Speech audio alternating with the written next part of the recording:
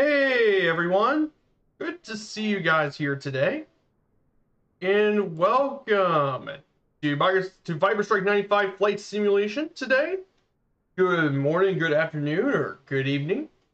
So yes, we're back here in Oklahoma City, Oklahoma today, the largest and capital city of this U.S. state of Oklahoma. It's great to have you guys here today. I appreciate you all showing up for the flight. So this one is going to be a 221 nautical mile journey. We're headed away to the Lone Star State today. So we'll be going through much of I-40. More specifically, we're going to be very much heading our way down through near I-40 through Route 66. We'll be going through quite some really cool cities as well until we make our way down to Texas, the panhandle of Texas, into Amarillo today. So let's go over the flight plan for this stream. So let's go over this. Let me pull up my nav map for just a second. Okay, here it is. So our flight plans can take us off from Kilo Oscar Kilo Charlie, Will Rogers World Airport. We'll be actually heading back north. We'll be seeing downtown for one last time, fly over the Oklahoma City Fairgrounds for the Oklahoma State Fair. From there, we'll be heading back onto the road across Interstate 44, and we're going to go through much of Route 66. We're going to be going through into Yukon, Oklahoma. Then from there, we'll be visiting historic El Reno. We'll be visiting quite a few of the areas here in here. Then once we go through El Reno, we'll be going through across the road straight. We'll be visiting quite a few little areas in hills. Then we're going to be going through the Cherokee Trading Post here, El Reno, visit the Bridgeport Hill Station. And across here, we'll be visiting across the Canadian River. Continue through Route 66. We'll be visiting Lucille's historic gas station outside of the city of Hydro. Then we'll be visiting a place known as Weatherford. We'll be visiting, we'll fly over the Stafford Air and Space Museum above Stafford Regional. Then go through downtown Weatherford, home of Southwestern Oklahoma State University. Then continue going straight through Route 66. We make a stop here, go back into the highway of I-44. Then we'll go straight into Clinton, Oklahoma. We'll be visiting the Oklahoma Route 66 Museum and all of that. Then from here, we'll be continuing on I-40, going down through Foss and Canyon, Oklahoma, until we reach Elk City, Oklahoma, home of the world-famous Elk City Hotel, which is a very famous hotel here in the city. And then from there, we'll continue on southwest. We'll be visiting Sayre, Oklahoma, Eric, Oklahoma. Then we cross the state border to Texas. We'll go through the bridge over the Chicago River, go through Shamrock, Texas, continue going straight into McLean. Then we head outward. We go through the McClellan Creek National Grassland. And then we go through the Lean Town of Texas in the cross of our Lord Jesus Christ Ministries here in Groom. And then we're going to continue going straight, visit a ranch of the BMW Beatles. Then we'll go through the historic highway, make a turn over to Route 66 here at Amarillo, and we end up in Rich Husband Amarillo International, which is the main airport serving the Texas Panhandle. And we're just out, and it's just right outside the Big Texan. So, yeah, guys, that is our flight plan for today. Hey, Devil Dude, good to see you, my friend. Chronicle with the Top Gun anthem. Definitely awesome movie as well. Great to see you guys here. So, where we're going to fly for today's trip? Well, we are going to fly in a classic, in a very classic plane in the sim, and for many people, it is the plane that many people get their journey started in flight sim, and it's a Cessna 152. This thing is an absolute classic. Now, it is the little brother of the much more famous Cessna 172, but the little 152 can do a lot. Basically, it's just in a smaller, less powerful package. It's been in production from 1977 to 1985. 7,600 have been built. But there are still many of them still used for flight training, but they've also made stall kits for it, a tail wheel configuration, more powerful engines. But this little guy is really cool. It goes to a max speed of 109 knots, cruises 107, with a range of 477 miles, or 415 nautical miles.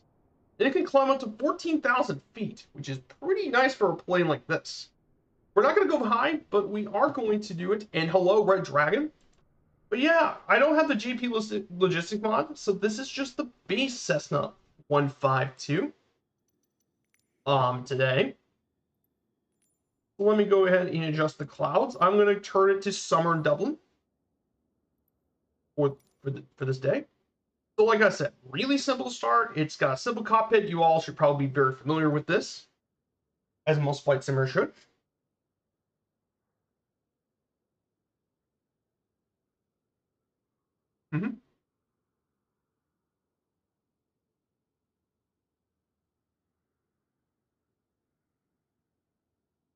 So, to get this thing started, let's go through the checklist. We always do this before we do every flight. So we're gonna open the fuel shutoff valve. We put on the brakes, and we set the parking brake. There.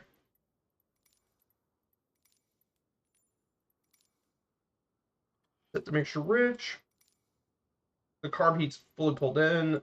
We're gonna prime the engine. Here's the engine primer. 1, 2, 3. Open the throttle by 1/2 inch. Then we got the master switch. It's down here. And we're going to start the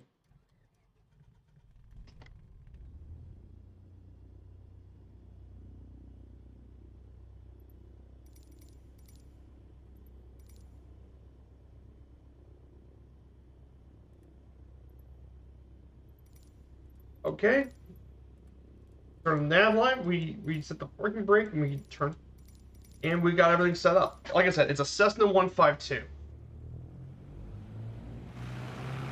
It doesn't get much simpler than a Cessna 152. I mean, there are not many planes that go much simpler than a Cessna. Specifically this one. So yeah, we're gonna go take off back at runway 17 left.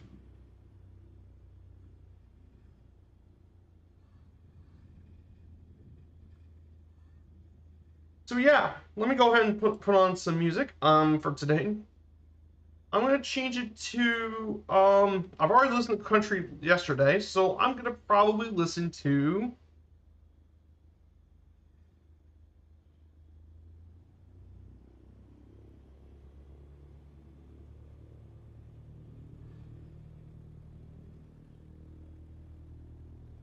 good old classical music.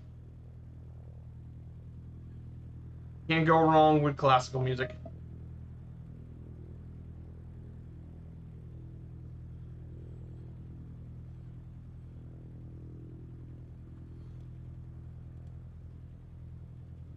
So we have our radios on if we want to do VOR flying, but today we're going to be following the map and do some flying. So by the way, guys, if you wanted to join me on this flight, I'm on the East USA server. Our starting airport is Kilo Oscar Kilo Charlie, Will Rogers World Airport. And make sure you take at least a GA plane. 40 knots, 50, and we can take off. And we're off. Nice.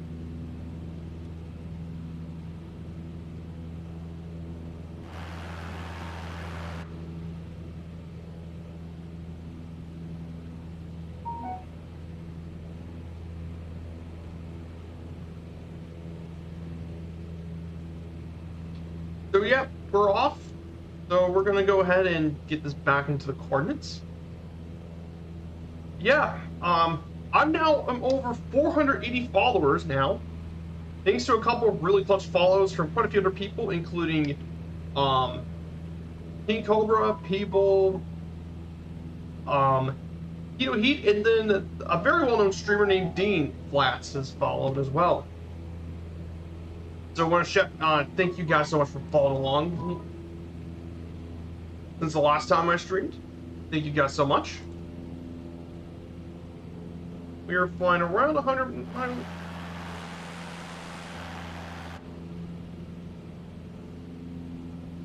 So yeah, we're gonna head back to Oklahoma City. So we can get right back on the road.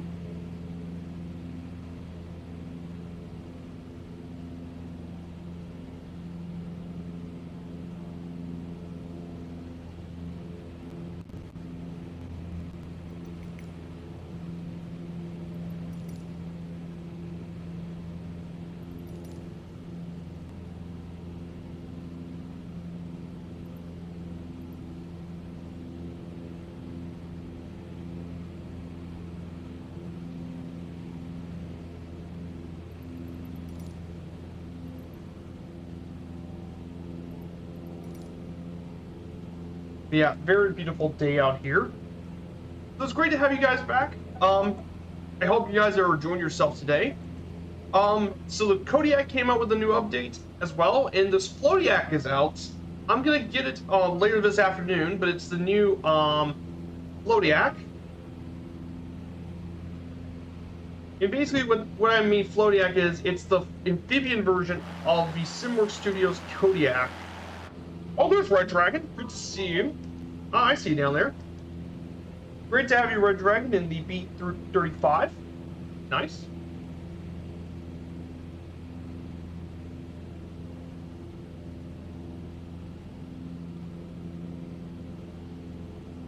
But yeah, so we finally got the float version of the Kodiak out, which is pretty awesome.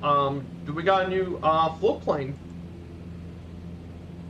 So yeah, I think the float version of the Kodiak is, I think, going to be many people's go-to float plane for bush trips.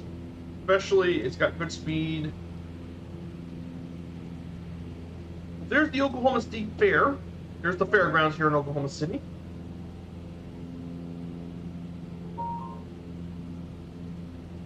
We also have Dismal Cow here.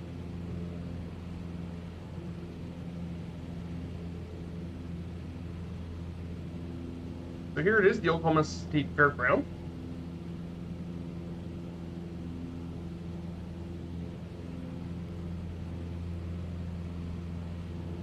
It's actually, in fact, here's some interesting facts about the Oklahoma State Fair. It's actually one of the 2 state fairs here in Oklahoma.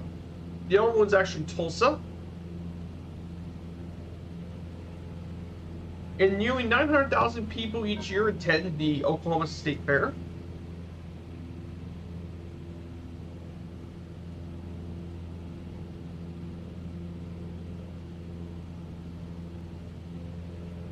So here is the Oklahoma.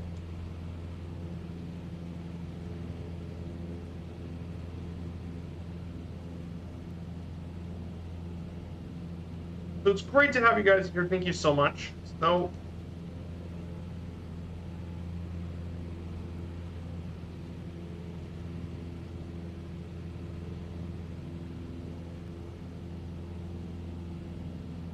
oh yeah, and by the way, let me go ahead and update the Discord bot in case of.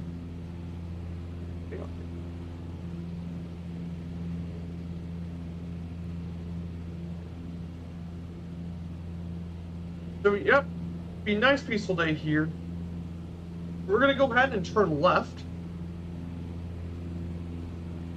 But man, what a beautiful day out here. I'm gonna go and turn on the strobe light. So flying along today, we have Red Dragon flying with us today.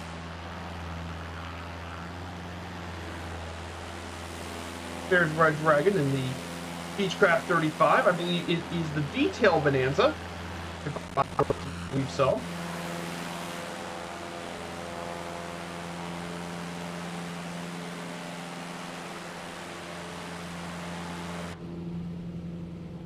And then in front of us is Wiley Post Airport. This is Oklahoma City's other airport. This is mainly the GA airport of Oklahoma City. I mean, it is to Oklahoma City what Bowman Field is for Louisville. It was named after Wiley Post, the first pilot to ever fly solo around the world. And he's also, as well, but it is known as a reliever airport for Will Rogers World. It also serves for business and corporate air travelers and GA. And there also has a base for over 300 aircraft in its hangars, from turboprops to jets.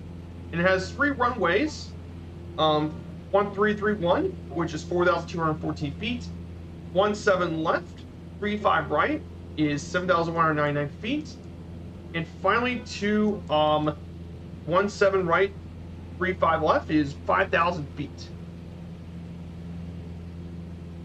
So there is 35 right, there's 35 left, and this is 1731. There's our runways. But there is the other airport here in Oklahoma.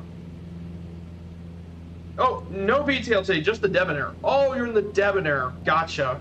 Red Dragon, thank you.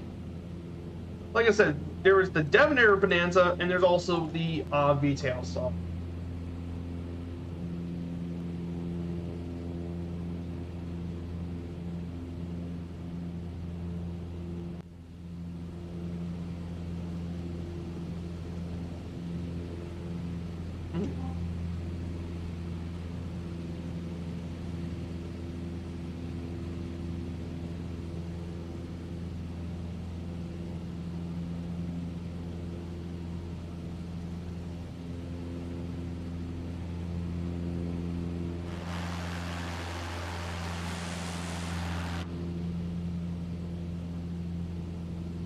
So yeah, so we're going to be flying over. So right in front of us is going to be Yukon, Oklahoma.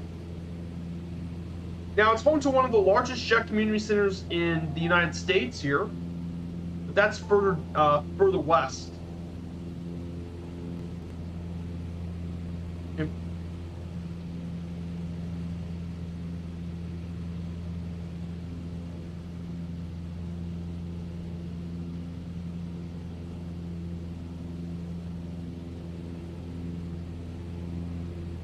Oh yeah, I almost forgot. If you love the King Air, but you want if you like the base King Air, but you want to have more features and depth, well, you now also have a new plane. You got the analog King Air that just came out from Black Square Studio Steam Gauge Overhaul, and they're the ones who did the same thing to the Caravan. Completely new interior, new panel, and it's basically a state level rework of it. It comes with swappable equipment from GTNs to old-fashioned radios and autopilots, and over 500 items have been included in it. And it's going to be priced at, it seems a little expensive though, but it's $39 US. Which seems expensive, but if you really love the King Air, I think it's worth it definitely if you really like your King Air. Yeah, that's really interesting. So we got that one. Other news as well. The 757's, the flying pencil, the 757 from Bluebird Simulations says it is actually coming to Xbox. Not coming immediately, but it's absolutely going to bring this thing to Xbox, which is going to be really good news. In addition to this as well, they also revealed that initially the 757 is coming with the passenger version, but it's going to bring both the 200 and the stretch 300 variant of the 757, along with Pratt & Whitney and Rolls-Royce engines, and with winglets and non-winglets. And in the future expansion pack, they're going to bring in the cargo version that UPS uses. I'm hoping that it would be at a pretty fair price, knowing it.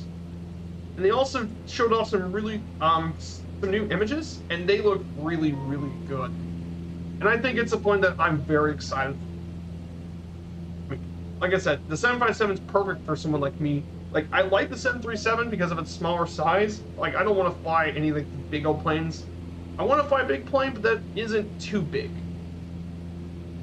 So yeah, I think that's going to be a really cool plane to have in the sim. Sorry if I'm speaking a little loud. My apologies. Yeah, not much going on. To our left is another airport. This is Page Municipal. Again, it is the local airport around Yukon. It's just your good old local GA airport.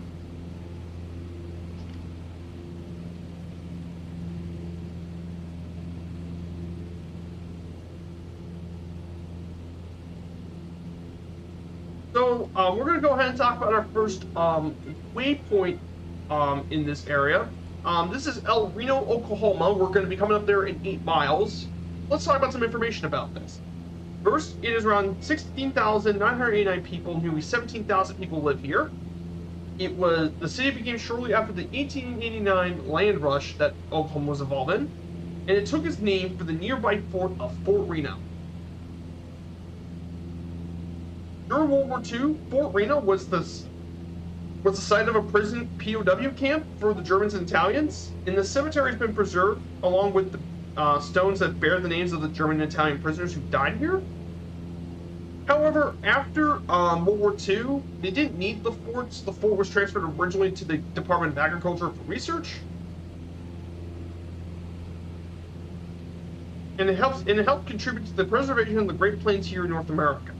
Also, El Reno was a big-time thing for the railroads, as it was a terminal repair facility for the Chicago, Rock Island, Pacific Railroad that employed a large number of people.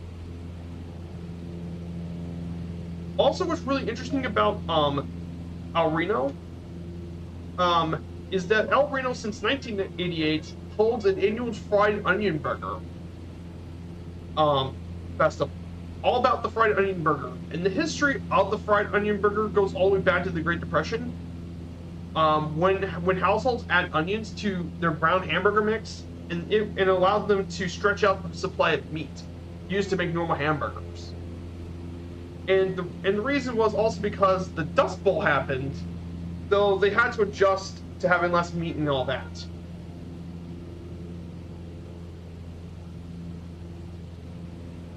Some notable people here from El Reno include the head coach of the Arkansas Razorbacks football program, Sam Pittman. You have pro basketball player Hub Reed.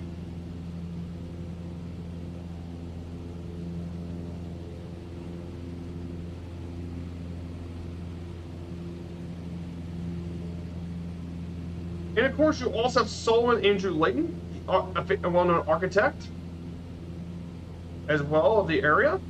And Hollywood actor Eric Rhodes are all from El Reno, Oklahoma. So pretty cool stuff. Hey, Dunkar. Yeah, El Reno got hit quite a bit, Dunkar, about the tornado stuff. Yeah, El Reno was hit quite bad with the with tornadoes. But to be fair, Oklahoma in general was rough with tornadoes. Oklahoma is one of the worst tornadoes. And to be fair to people, Oklahoma was major hurricane country. Like, in fact, Oklahoma is one of the deadliest states in the country with tornado problems. So that part is true, very much so.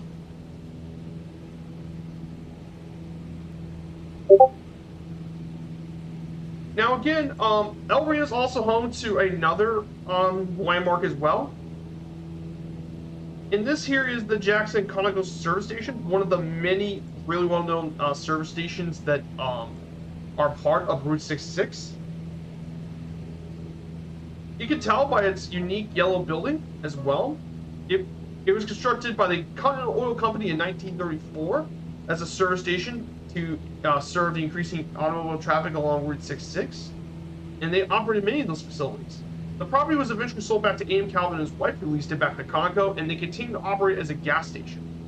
And it's actually still a gas station even to this day. Thought about moving to Oklahoma one day, but the tornado scared me.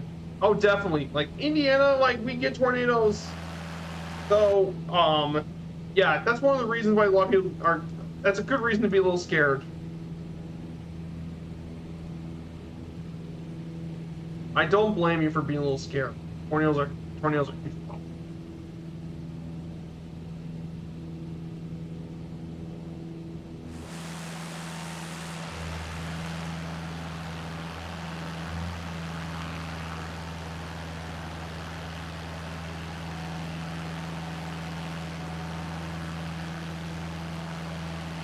Yep.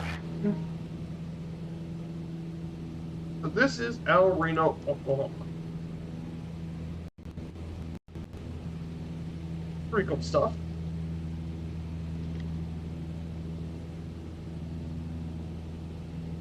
Not that anyone blames you, Dunker. Live weather? No, I'm not a live weather. I'm on the special two-tone Murphy weather pack. Summer in Dublin. I wanted to pick a different weather for today.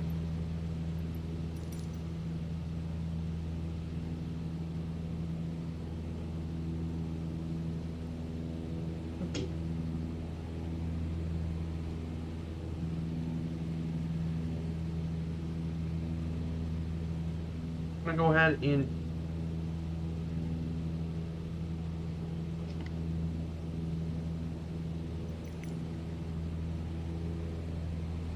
I also forgot to fill up the tank for the flight as well. Whoops. Yeah, I've been through tornadoes and now one hurricanes. I'll take hurricanes. You at least know what you're coming. Yeah, I kind of actually agree, but both are really terrible. You do not want either one of those. We're gonna continue going straight.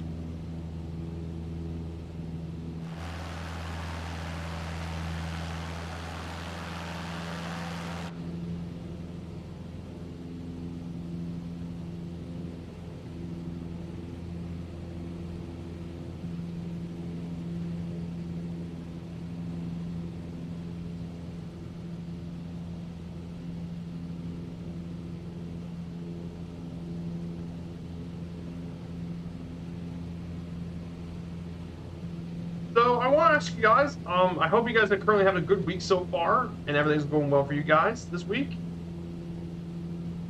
For me, it's going pretty smoothly here for the past week. Hey, Hulk1906, good to see you. Do you play on keyboard? Yes, I do. I do have a keyboard. I play on a gaming laptop, a Lenovo Legion Wi-Fi 40 laptop. And I have two monitors. One is for the game, the other one is for the sim, one is for OBS. But yes, I do play on keyboard. I used to have an Xbox X, but I don't have it anymore. And then if you look to our right, you can see Fort Reno to our right. This fort is where El Reno got its name from. Interesting things about Fort Reno. It used to be a cavalry post that was established back in 1874, and it was used all the way to 1949. It went from the Indian Wars all the way to World War II.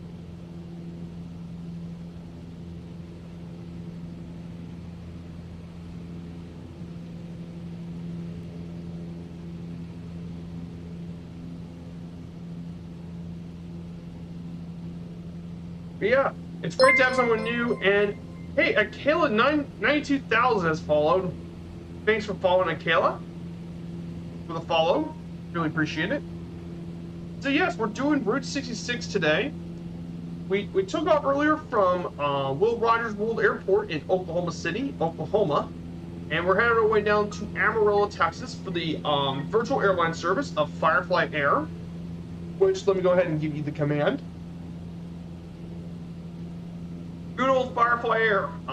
Click the link, it'll tell you what to do. Basically, it involves many free programs. It's completely free. You don't have to pay for anything. And you can use any plane you want to fly company routes and everything. You get to do a lot of things the way you want to.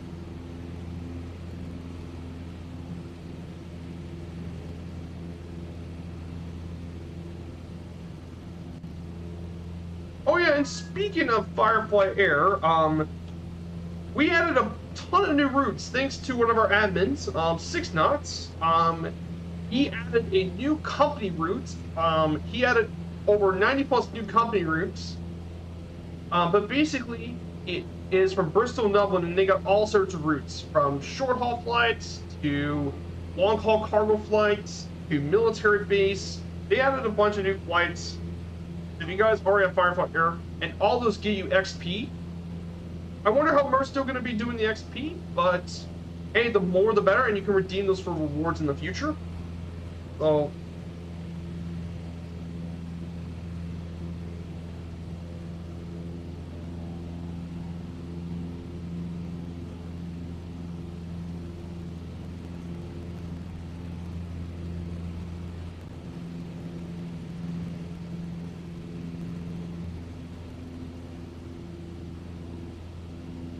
Yep.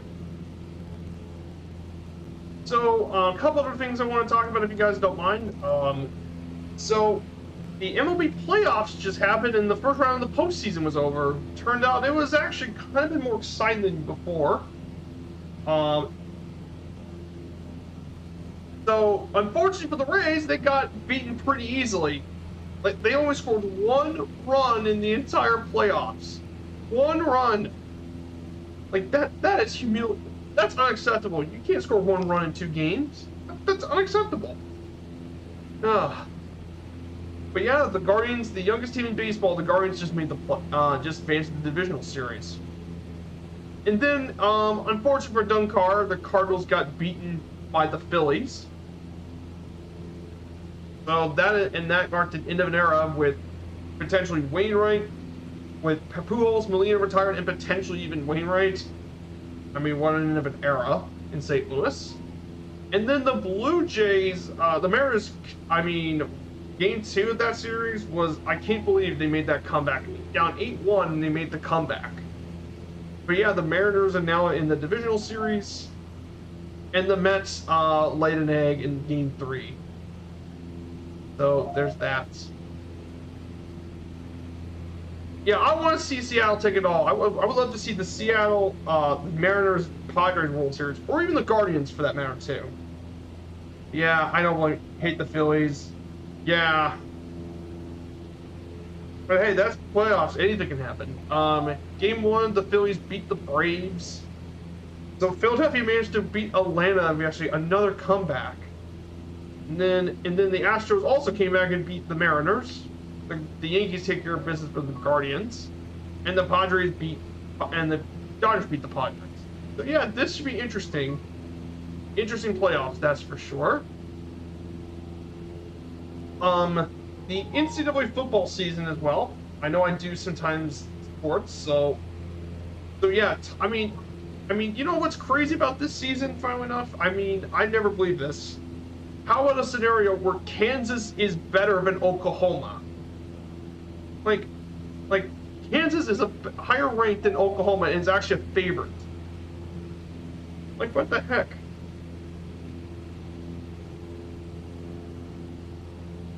Like, Kansas is 19th ranked. I mean, what universe is that happening? Kansas, you know, the program that won only 4 games in 5 years. Come on. How do you expect that to happen? How about first-year program in the FBS, James Madison, top 25 in year 1 of their in FBS existence?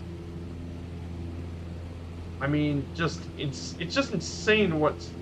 I mean, college football has some insane upsets here. I mean, Illinois is ranked. Pretty crazy. Yeah, crazy things as well. Yeah, I want to see King Jr.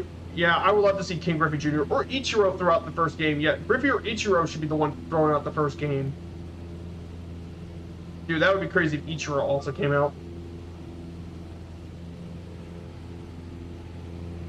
Yeah, people don't remember how good Ichiro was in Seattle. Ichiro is an absolute legend. Yeah, Ichiro. Yeah, people don't realize how much of a legend Ichiro is. So right here, we're approaching the Bridge Hill service station. Then we'll go across the road through Old Route 66, and we'll be going through the Canadian River down below us. Here is the Canadian River.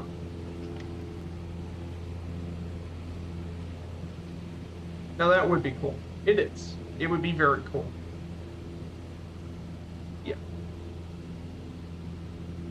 Unfortunately for me this season, the Louisville Cardinals are major disappointments this year. Just major disappointment. Like, we did get a nice win against Virginia, but Virginia's one of the worst teams in the ACC, so. I mean, the rest of the schedule is getting some good teams. Like Pittsburgh, that's going to be a tough matchup. Pitt's a pretty good team. James Madison has been great this year. I mean, James Madison's the top 25 program this year. Okay. And then they also have Wake Forest. That's a very difficult matchup against Wake Forest. I mean, the rest of the end of the schedule is mostly ranked teams. Wake Forest, Madison, Clemson, NC State, and Kentucky are all ranked. That's going to be tough. Yes, I didn't say James Madison because James Madison's actually a good team.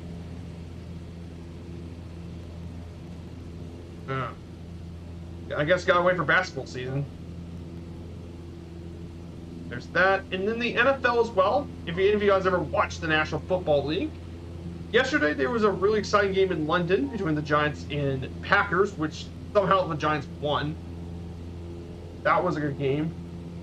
But on Thursday night, the Colts actually played in probably the biggest news fest of the season, 12-9, which, hey, as a Colts fan, I'm happy to see them win. But it was just very anemic. And the Eagles continued their perfect season so far. The only team remaining. Eagles are good. They're legitimately a good team. I guess they just needed to get the time to develop Jalen Hurts.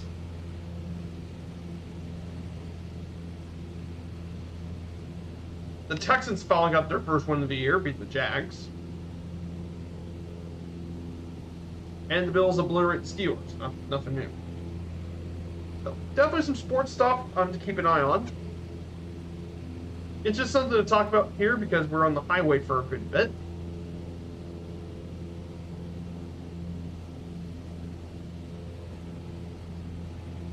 Just something to buy out the time and just talk.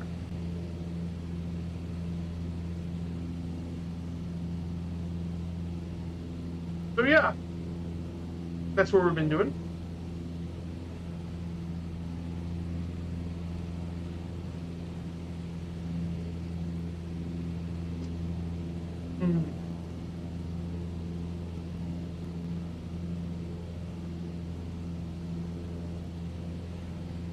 Just a nice, peaceful, relaxing life. Let's go ahead and show off the showcase camera for a little bit. Red Dragon, the beach crab, Devonator.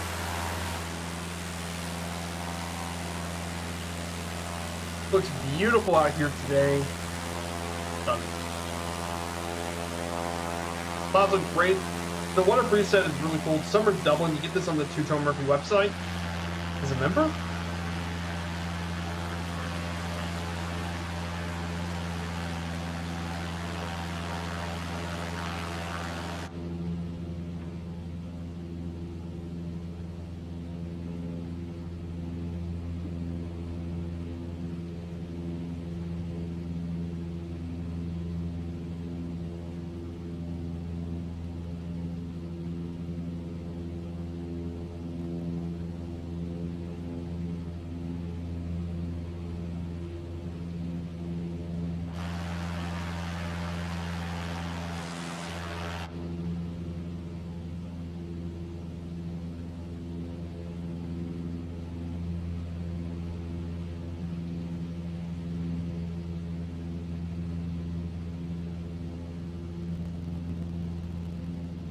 Yeah, the view here is really cool. We got a good view of the surrounding scenery.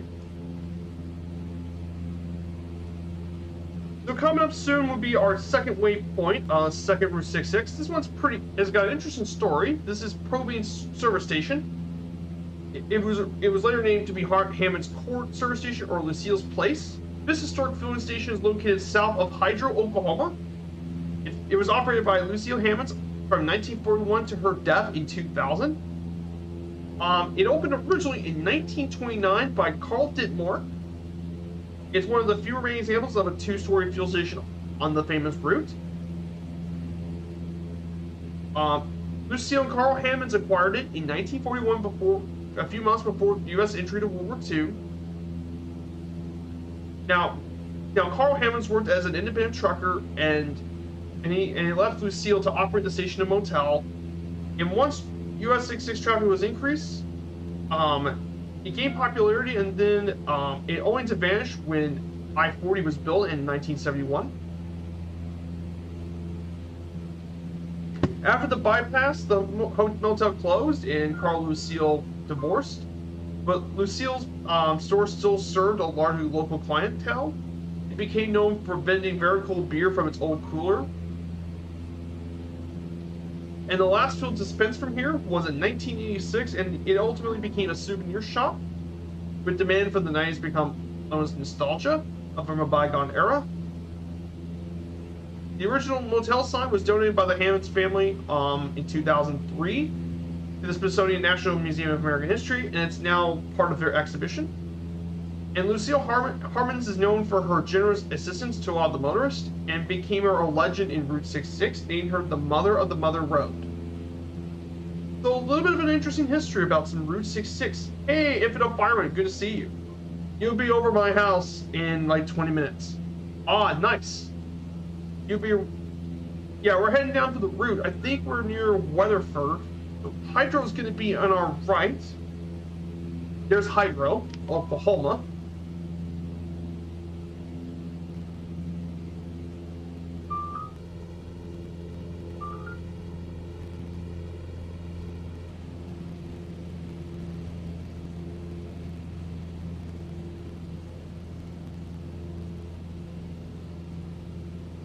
But yeah, great to see you, Infidel Byron. Oh, you live in Canute. Ah, nice.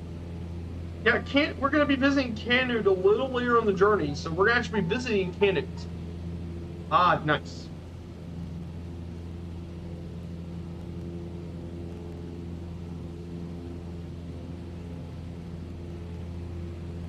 Oh, and don't worry, Infidel Byron. I actually got a slide about your hometown, so I better not disappoint. Yeah, between Clinton and Elk City. Ah, cool.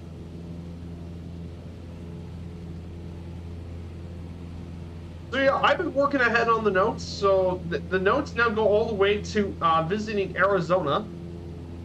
So...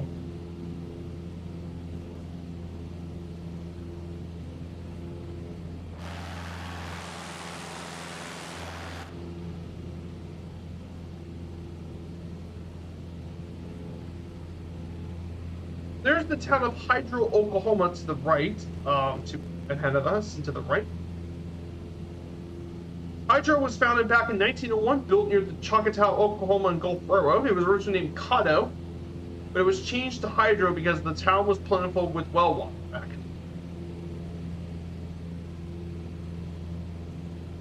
In addition to Lucille Hammonds, a famous Route 66 icon, also Minnie Lou Bradley was from here, and she was inducted to the National Cowgirl Hall of Fame in 2006, and considered to be an innovator in the beef cattle industry.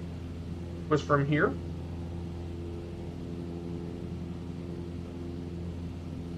Okay. Oh, are you live weather? There's not like fun in the sky. Okay. Hey, good to see you, Airlock Duck. Okay. Okay, now it's turn. So the live weather, yeah, there's nothing in the sky.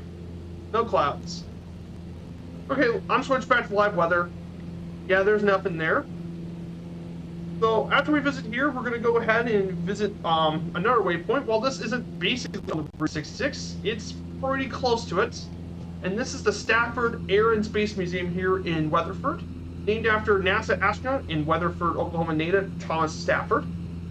This museum became a Smithsonian affiliate museum in 2010, featuring exhibits all about aviation, space exploration, and rocketry, along with a collection of over 20 historic airplanes.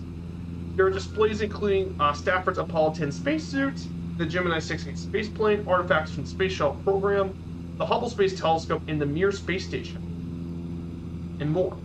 It's located on the Thomas P. Stafford Airport, also named after him. And it's actually one of the few places that offer the actual Titan II launch vehicles in display that have actually been used. But they've also used other exhibits too. They include an actual Russian MiG-21, an F-16, and replicas of the Wright Flyer, Superior St. Louis, and more. But it also features a Talon A3 motion-based flight sim that runs Microsoft Flight Sim X and X.11 in a very unique pistol, a TP-82 cosmonaut survival pistol. They actually have one of those in display, which is used to protect cosmonauts when they landed from the wild. And they now even acquired an A-10 Thunderbolt 2. Pretty cool. It's a really cool little space museum.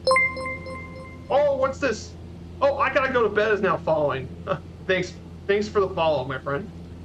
So down below us is Weatherford, Oklahoma. And here's Thomas, and this is Stafford Airport. And we're here at Weatherford. So the museum is located right here on the ground. It's located right here is the Stafford Museum. I'm gonna go ahead and descend a little bit. Good to see you. I gotta go to bed. It's going great. Thank you so much. I gotta go to bed. Thanks for following. We're going on Route 66. We're heading from Oklahoma City all the way down to Amarillo, Texas. This is leg 7 of 14 of our journey. So yes, we're going halfway for all the legs. So it's great to have you here. I got 20 knots of crosswind. Yeah. This is Stafford Regional Airport. Information about this airport, obviously this is the location of the Stafford Airspace Museum. Its call sign is Kilo Oscar Juliet Alpha for its ICAO code. It covers an acre of 167 acres with an elevation of about 1,605 feet. On runway 1735, it's around 5,100 feet long. And it's mainly a GA facility, which is where it is. Pretty cool stuff. Hey, Richie Cardo! Great to have you here, Richie. I'm doing great. Yes, East USA server. That's a funny looking floatiac. I don't have a floatiac. This is a Cessna 152. Oh, are you doing a group flight? Yes, we're very much doing a group flight one. I gotta go to bed. So if you guys, you're more than welcome to join me. I gotta go to bed. Very much group flight. I'm on East USA server. If you look at the top right of my screen, it is Kilo Oscar Juliet Alpha. It is the closest airport to where we're visiting today. And my streams are all about information and about our flights, because that is the sort of thing I love to do. So we're flying over Weatherford, Oklahoma. Some interesting information, obviously. It was founded back in 1892. It was incorporated in 1898 on August 3rd. It was chosen by banking and civic leader Beeks Eric. Weatherford's well known for being a manufacturing plant in Weatherford for Kodak. Yes, the long-time camera making company has had a factory here for over 50 years, and it's one of the heartland of America in Oklahoma. It's also home to quite a few interesting other places, including the Oakland Heartland of America Museum, which features many of the artifacts here in the heartland of America, and the Owl Blacksmith Shop. Some notable people include Jeff Bannister, the manager of the Texas Rangers, former U.S. Major Army General Paul D. Eaton,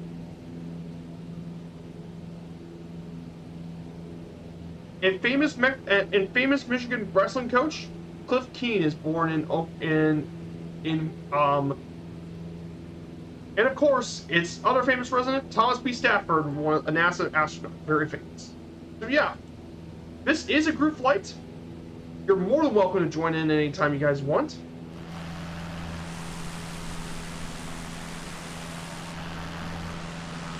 By the way, I'm an East USA server, and we got plenty of people flying along with us today. Red Dragon's flying along. I believe there's Richard Ricardo in the H-145 helicopter. So yeah, and by the way, and Dougal McTavish, good to see you. By the way, guys, once you follow, I recommend you guys check out the Discord. So you guys will always be kept up to date for whatever flights I'm going to be doing. So So if you want to learn more information about our group flights, I gotta go to bed, I have the Discord link if anyone wants to join along. So we got plenty of people who definitely want to join the Discord. And this is where I usually keep up to dates. I still need to work on putting more stuff in the Discord. And hello, Dougal McTavish, great to have you here as well. So many awesome people here today. So many awesome people here today. Thank you guys so much. So, yes, we're going to be heading our way to Amarillo, Texas. So we just got past Weatherford, Oklahoma. Yeah, we have a bit of a crosswind today. We have Red Dragon in front of us in the Debonair. We have an H145 flown by Richie Ricardo.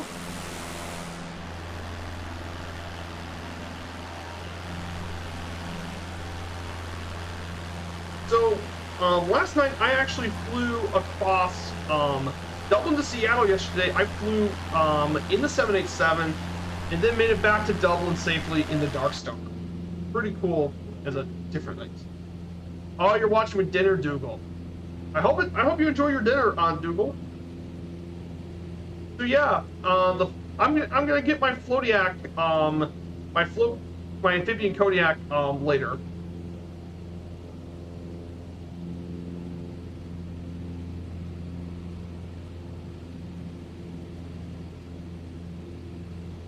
So next we're going to be entering Clinton. Clinton's our next stop here today. Is Clinton, Oklahoma. Don't remember if you have the H145. I do not have the H145, unfortunately, Richie. I do have the 135, but not the 145. So let's talk about Clinton, Oklahoma. So it began in 1899 with two men, J.L.A. Van and E. Blake, located a town in the Washoe River Valley. Once I got the land approved, some of the first businesses that grew include the Custer County Chronicle newspaper and the First National Bank building. However, it really grew when U.S. Route 66 came to town and had several major tourist businesses, including restaurants, cafe, motels, and filling stations. One of those used to be the old Pop Hicks restaurant that operated between 1936 until it closed after a serious fire in 1999. The U.S. Highway 66 Association was founded in Tulsa. In fact, during the time of the 60s, Elvis Presley actually visited this town as an occasional guest. Pretty cool stuff. Also around this area is the Clinton Sherman Air Force Base, which is right next to Clinton Regional. And it was used for the Strategic Air Command during that time, during the Cold War.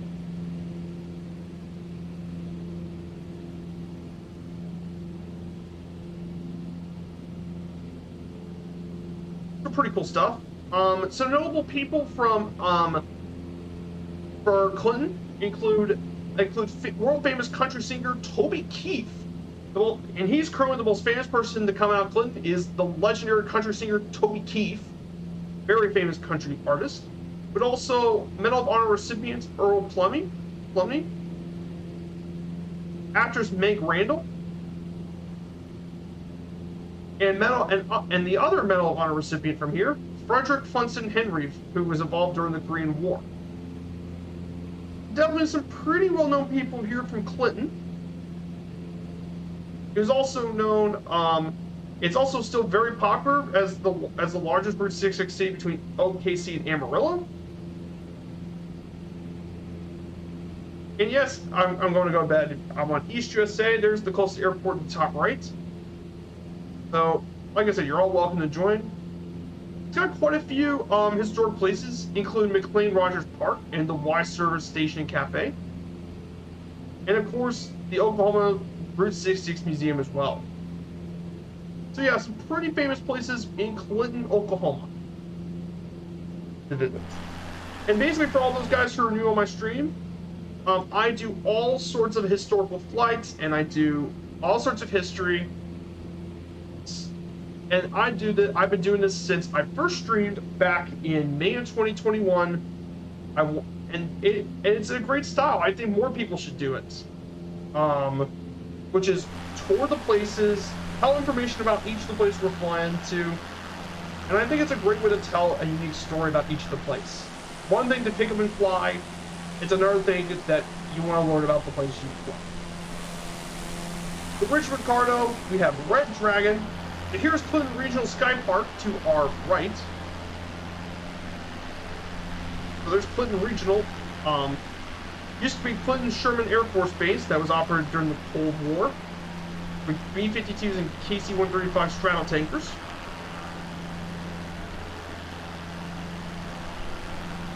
It currently has a massive 13,000-foot runway. 1317 right is 13,000 feet long. That's a massive runway, but the reason they did that was because they did some plane testing. Boeing tested their 777X, a 747-800 had been tested here. Even the C-5 Galaxy can fit into that runway. It's a, like I said, it's a big runway. You would never expect it, but it used to have one big run.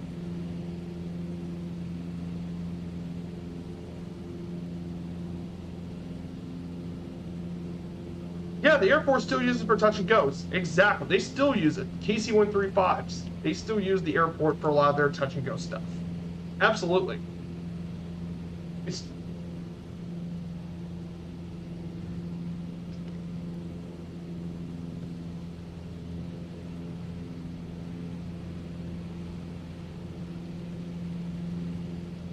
Oh, no, not Clinton Regional. Clinton Sherman's, we're going to come with the Clinton Sherman net on the way.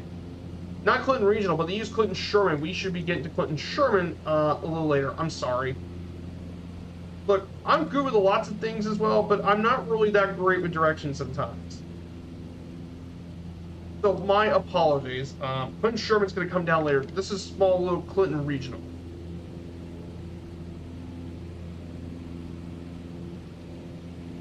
But actually, Clinton Regional is where these the C-5 Galaxy crashed. It was the first crash of a C-5 Galaxy was Clinton Regional. That little airport was when the C-5 Galaxy actually crashed. Clinton Sherman's coming up a little later. And that was used for a lot of the military touch and goes.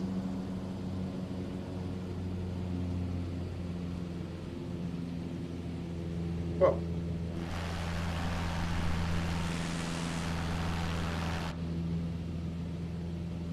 Yeah, I kind of blame the crosswinds on that. Good old British sausage and mash. Bangers and mash. Got it. Yep, bangers and mash. That's a classic British dish.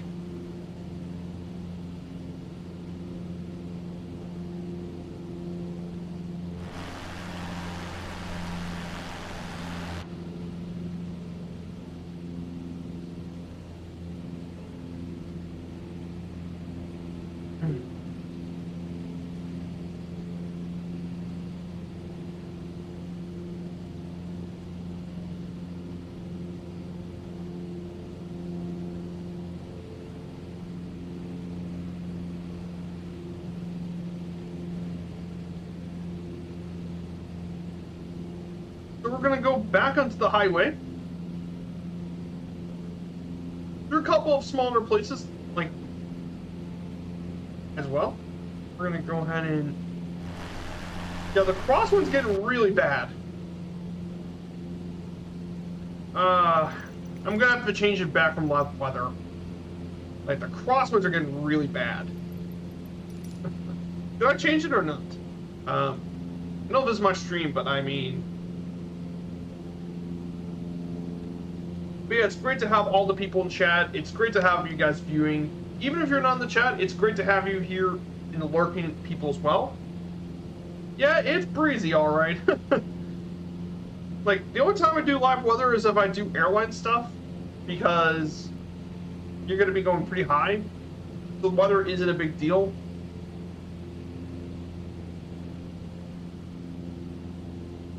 But I guess it says the weather's doing fine, so I guess I'm going to keep live weather for now.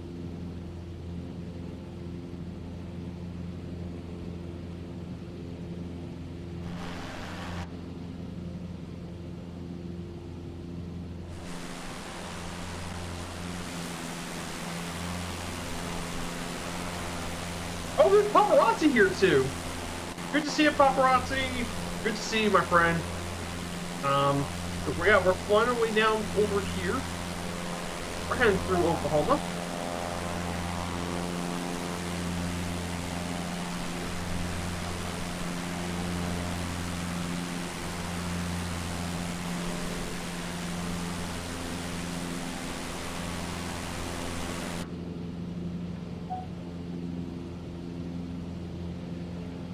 Oh yeah, you snuck in. You spawned Cessna at 114,000 feet. We have a Swiss Alpine mac and cheese, which includes bacon. Oh, that sounds tasty. Oh, that sounds good. Again, I'm not very picky on things, but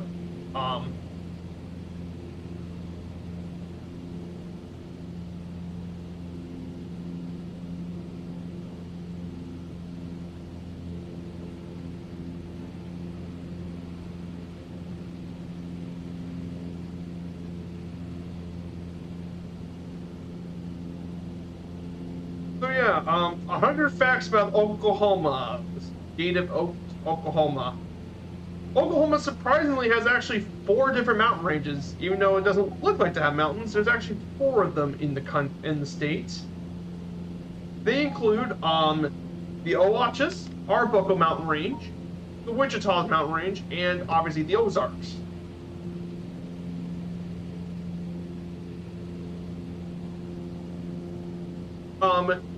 Oklahoma is one of the 3 states in the country that produces helium. Yes, helium, the one that's making some balloons, but basically what helium is, for guys who are not aware in science or chemistry, any of you guys who may not be knowing what helium is one of the noble gases that actually is one of the noble gases. The element symbol is He, with the atomic number of 2. It is the first of the noble gases on the periodic table, with the boiling and melting point being the lowest of all elements. It is the second most abundant element in the entire observable universe. Only hydrogen is more. Helium was first detected in 1868 during a solar eclipse by Georges Rayet, Captain C.T. Haig, and Norman R. Pogson. Liquid helium is used in cryogenics, in the cooling of superconducting magnets, mainly for MRI scanners.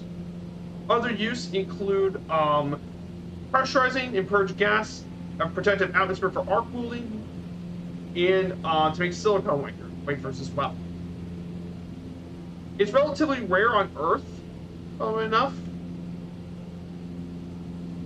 But yeah, a little bit about helium. Pretty cool. Let's see what else Oklahoma's known for. The first city in Oklahoma to have electricity is Benita. We actually visited that one a while back on our flight.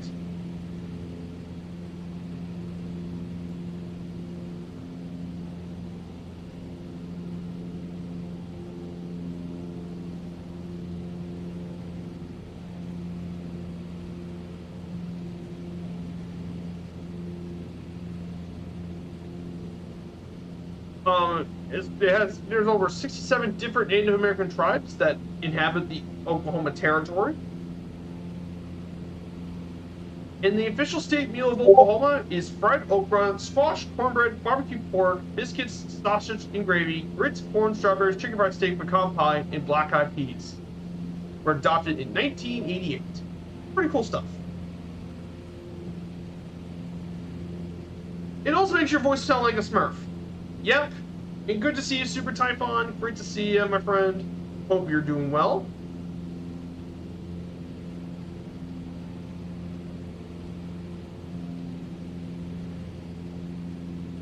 So yeah, okay. So we're almost there. I'm going to go ahead and talk about our next Oklahoma location. And yes, Infidel Fireman should probably know this one. Yes, it's Canute, Oklahoma. 541 people live here as of the 2010 census. It was established back in the early 1900s on the now-defunct Rock Island Railroad, following Following the advent of the automobile, it became a very popular stop on U.S. Route 66, and a large number of tourist businesses were established, including gas stations, motels, and restaurants. But thanks to I-40, because it bypassed the village, the economy went into decline, and combine that with the closure of Clinton Sherman Air Force Base, most of the businesses shut down, though today, businesses include a bank and auto repair shop on Route 66, along with a gas station convenience store. A very well-known person, former Oklahoma Governor David Walters, was born here and became the governor of Oklahoma from 1991 to 1995. Yeah, I blame I-40 for what happened to Canute, Oklahoma. But to be fair, and there's Clinton Sherman Regional Airport to our left. So they do all sorts of plane testing here at Clinton Sherman.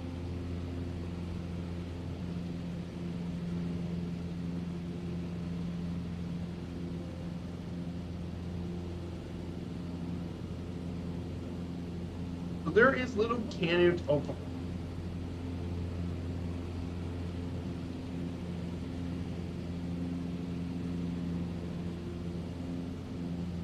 There's the interstate, and then there's the basic Route 66. And you can see how I-40 bypassed the entire thing.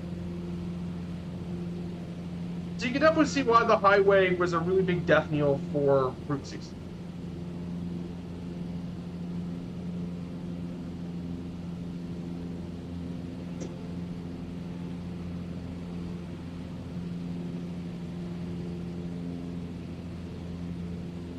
Yeah, outside waving. I know.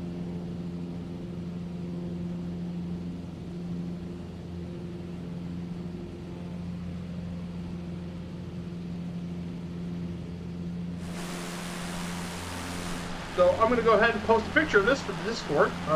Take a snapshot. There is Canute, Oklahoma. This is for you, infidel firemen. Post that on the Discord. All the images and pics.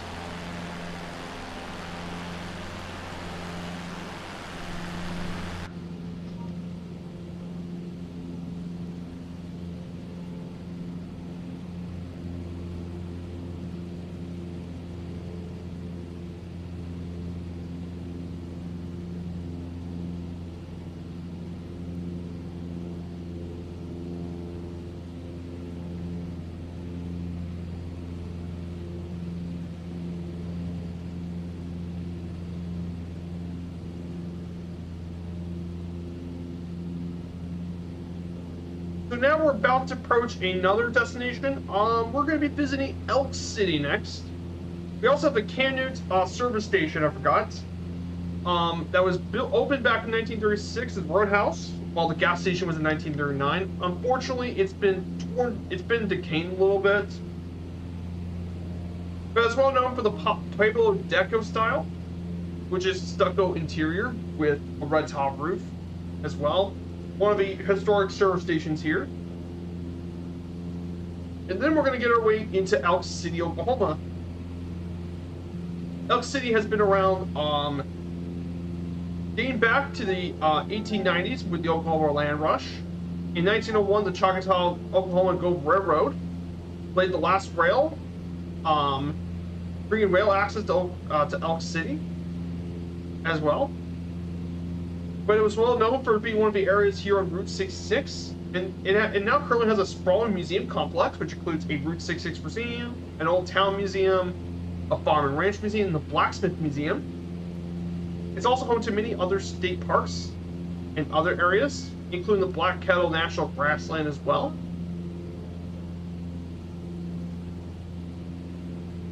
Some notable people from Elk City, they include Scott Meacham, the state treasurer of Oklahoma from 2005 to 2011, world champion bull rider Justin McBride, the 1981 Miss American Susan Powell,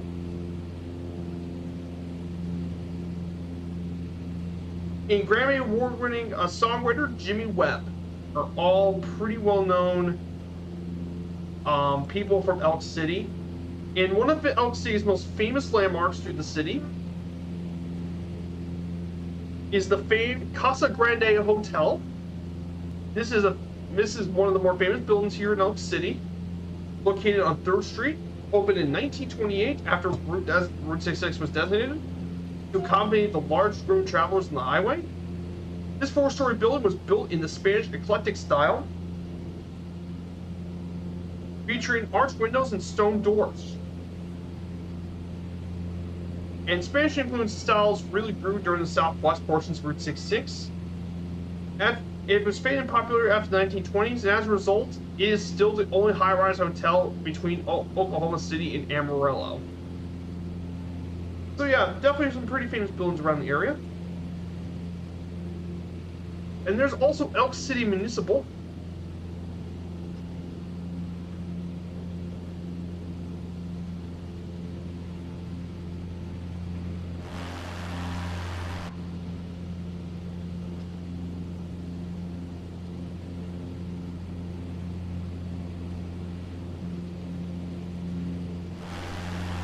So there is Elk City, one of the larger cities here between locations. Oh, there you go, paparazzi. Red Dragon.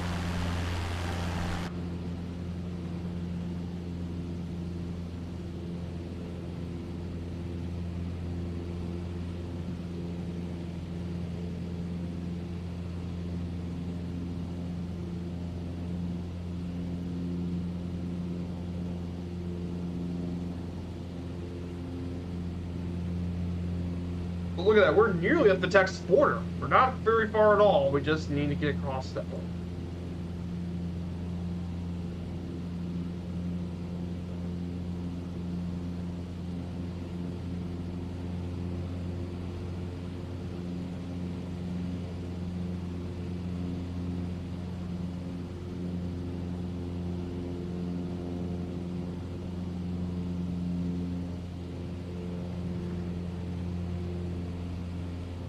Let's see.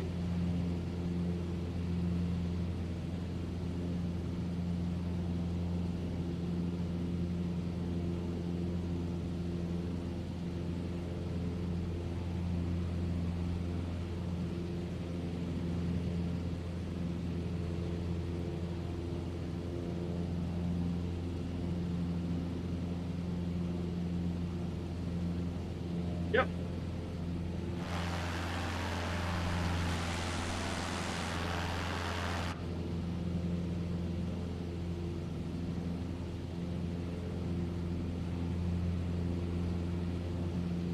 So by the way, guys, if you're here for the first time, I'm doing this for the good old folks at Firefly Air, the virtual airline of the Two-Tone Murphy community. If you click the link, it will show you everything you need to know about our virtual airline. But basically, we have tons of members now on our amazing community here for the virtual airline. We have a really awesome community. The program to run it is completely free. You don't need to pay anything. It's also available for you Xbox folks. We also, in addition, have a ton of really cool liveries once you become part of the airline. You have tons of awesome liveries to pick from the F/A-18, Honda Jets, PMDG DC-6, Just Flight 146, Cessna 142, Spitfires, and even our free pushback livery for all you Firefly Airlines. So really, really cool. In addition to this as well, now our amazing friend of mine, 6 Nuts, has currently worked on a bunch of new routes, which give you all XP, depending on the distance of the route, from our hubs here in Dublin or Bristol. We got tons of routes. We got short haul routes, medium haul. We even have some long haul stuff, like to Dubai, long haul transatlantic flights into JFK, Logan, even Atlanta. We even have a flight to Louisville if you guys are interested in flying to my neck of the woods. And that's just in Dublin. We also have flights in Bristol. How about the First North Airport? Yes, along here. You guys are interested? tons of short and long haul stuff. And we even have special little routes, like to Toncontin. You have flights to Chugal, Cape Town, Port Elizabeth, Kathmandu to Paro, and more. We got tons and tons of routes now. We have all sorts of different route options. Yes, we need a livery for the balloon. Yes, we need a two-tone Murphy balloon livery. That's going to come. I know it is. It's going to come. Yes, we need a livery for the balloon. And I probably need to get the balloon at some point. That's just a really, really fun thing to get.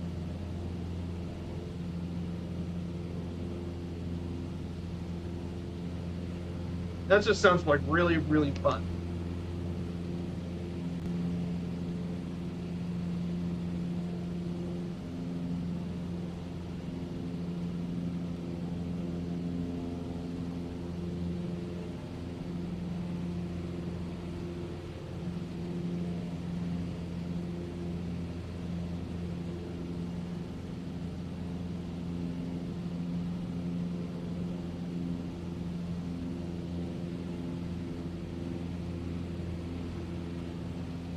So yes, we're going to continue down the highway.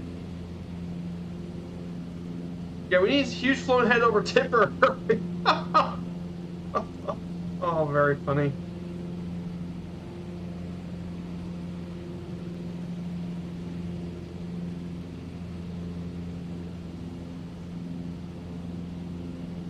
So we're going to approach Sayre, Oklahoma now. So we're approaching Sayre. It's the county seat of Beckham County, Oklahoma, halfway between OKC and Amarillo, with a population of 4,375 people. It was part of the Civil War era. Upon the Union Pacific Railroad joined together, other railroads tried to capitalize, so eventually the rails crossed the Indian Territory present in Oklahoma. And this was one of the areas that was affected by the railroads.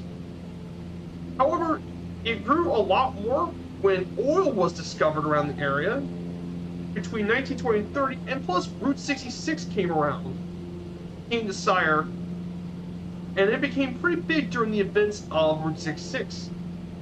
Another interesting thing about Sayre was in 1940, when John Ford used the courthouse in the film The Grapes of Wrath, which was based on the famous book done by the previous year, John Ernst Steinbeck. And of course, it was also big in the 70s when they discovered natural gas and oil development at the Panhandle field. And it was known as the world's largest source of helium at the time, producing nearly 8 trillion cubic feet of gas.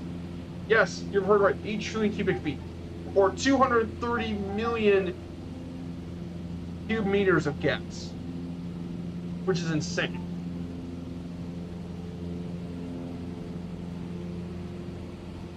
They have a few interesting buildings, including the chapel and service station, the Sayre Rock Island Depot, which is where the former railroad used to cross, and the Sayre Downtown Historic District, and the Beckham County Courthouse can be found here, and that's what they used in the Grapes of Wrath movie. That's the start of the West. That was built back in 1911. Some notable people include late Leo Meyer, who used to be the mayor of it for 2 years before he moved to Guthrie, and hot air balloonist Maxie Anderson. She is a member of the first crew to ever cross the Atlantic Ocean in a balloon. Yes, people have crossed the Atlantic Ocean in a balloon. I don't know how insane that is. I don't even want to know how long that's going to take in real time between getting from the west to the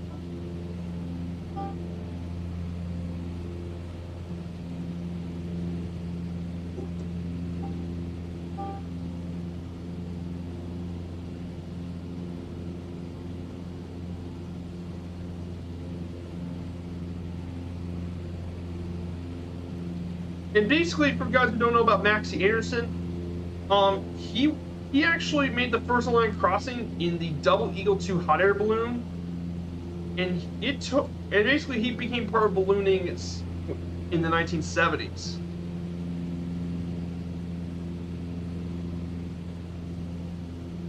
And through the Double Eagle 2, they went all the way. They actually took off here. Let's see. So they took off. They took off from Perks Isle, Maine to Missouri near Paris, about 137 hours and 6 minutes. Yes, 137 hours of flight time in a hot air balloon. Yes, sounds like the challenge for Allison Johnson. Oh, that will take forever. You kidding? That take forever. I mean, it was already enough for them to do 20 hours. I don't think they could do 137. But here's some interesting things about this balloon, funnily enough. The balloon was about 160,000 cubic feet of helium filled, which is around 112 feet high. When it was empty, it had a weight of 760 pounds. During the flight, the lowest altitude they reached was 3,500 feet, and their highest was 24,950 feet. The distance it took was 3,099 miles, around 2,000 something nautical miles, with an average speed of 22 miles an hour, or 35 kilometers, or I believe 17 knots. I believe is the average speed if you want to put it in knots. But yeah, absolute insane flight. And yes, I need to turn left. I need to turn right.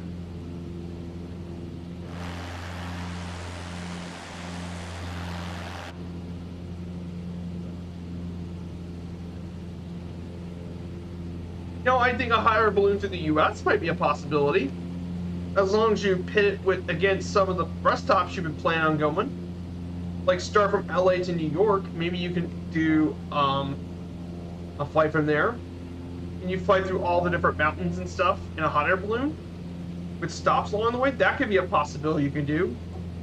It wouldn't take you 140 something hours. You'll be getting it done much quicker, and you can always set the wind to where you want it to go. So that could be a real challenge. And it wouldn't be unreasonable to do it either.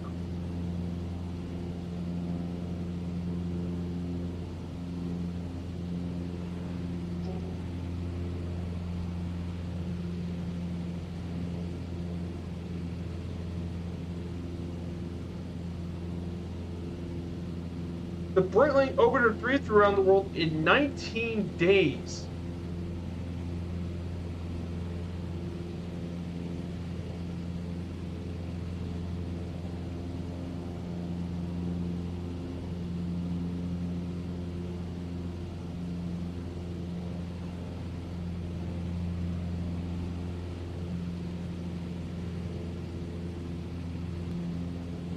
Yeah, the Brilliant Orbiter balloon.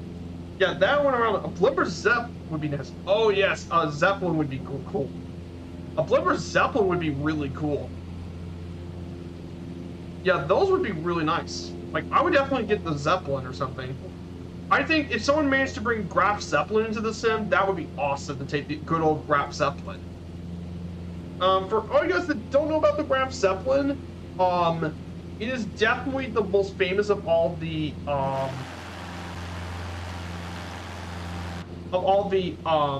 airships back in the day. It flew from 1928 to 1937 with a crew of 36 people and carried 24 passengers. It made over 590 flights with almost over 1 million miles. And it made the first circumnavigation of the world by airship, along with the first non-stop crossing of the Pacific.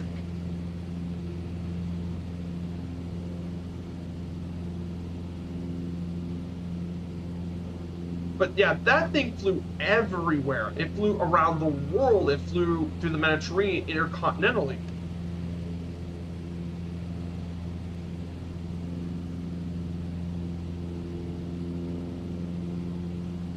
Its speed, by the way, the max speed of this thing was 69 knots. But it had an enormous range, by the way, of 5,400 nautical miles. With its range, which is awesome. Huge range. Yes, I would love to have fly this thing in the sim. Obviously, it would be really long though. I mean, come on, this thing's 776 feet. That is a long plane. To put that in perspective, a Boeing 747, by the way, which is one of the largest airlines ever built, by the way, modern jet airline.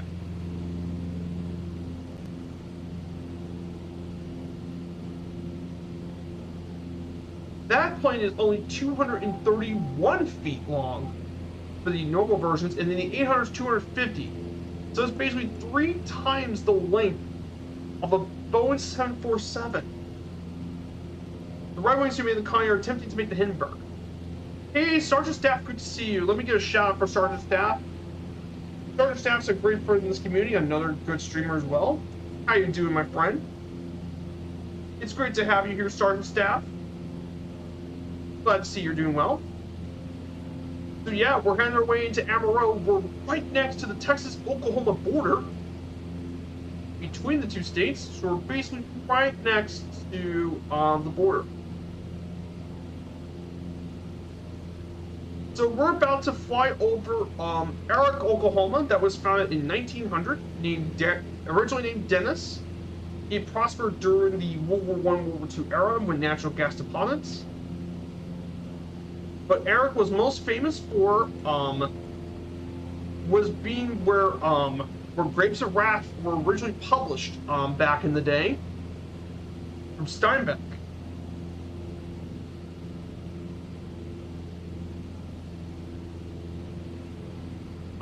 Then during Route 66, they put lots of motor courts and all that, along with restaurants and cooking and all that. You can find the Roger Miller Museum in Eric, Oklahoma, because you see, because Eric, Oklahoma is unique to some unique country performers. Sheb Woolley, who recorded the Purple People Eater, and then Roger Miller, who used to be a very famous country music star. And he was known for his honky-tonk novelty songs and chart-topping hits like King of the Road, England Swings, and more. And he grew up in Oklahoma.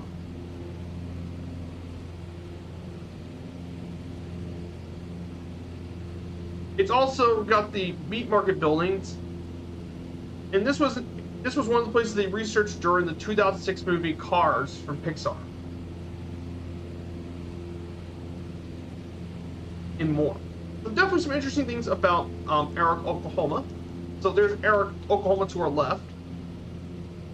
See, we're not very far from crossing into Texas.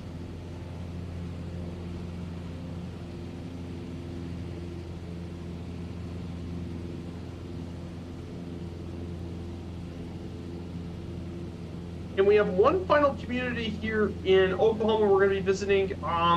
It's called Texola. Basically, it's Oklahoma and Texas. It's right next to the border, funnily enough.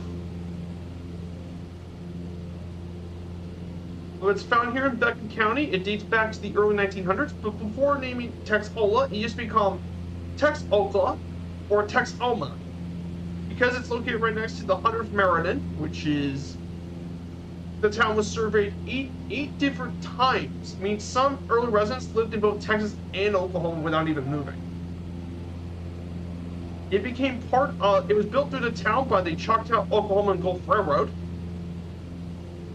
And by 1909, the town now had two cotton gins along with a corn grist mill.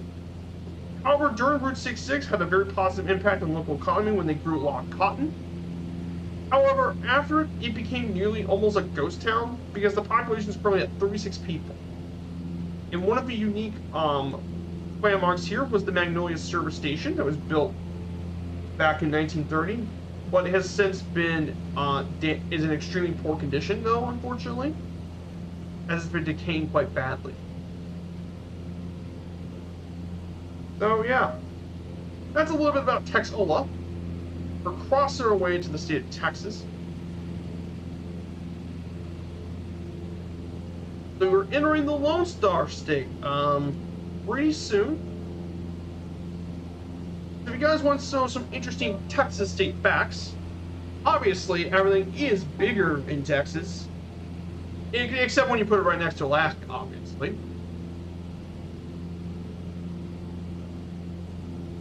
Let's talk about some interesting Texas facts, shall we?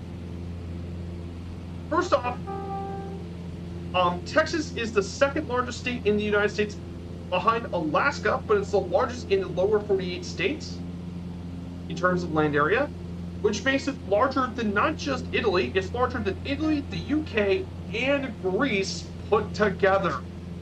Yes, combined total land area, it's bigger. And if it were a country, Texas would be the 39th largest country on the planet in terms of population, in terms of size.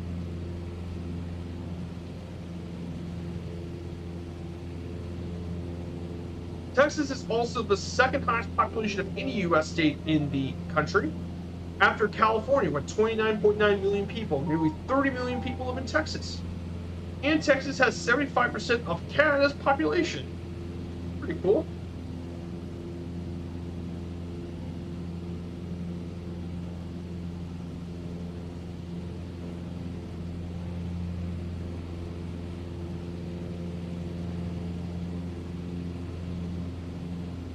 Here's some random facts about Texas that a lot of people don't realize. First off, Texas has more guns than any other U.S. state. Over 1 million registered firearms can be found here in the state of Texas.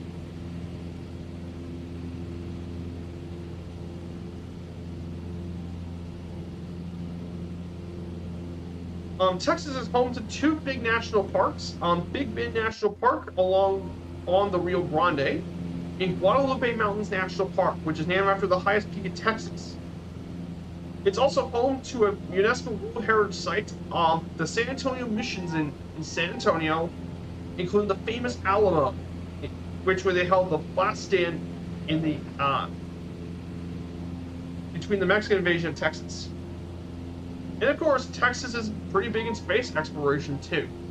Lyndon B. Johnson Space Center has been the training ground of many astronauts around NASA.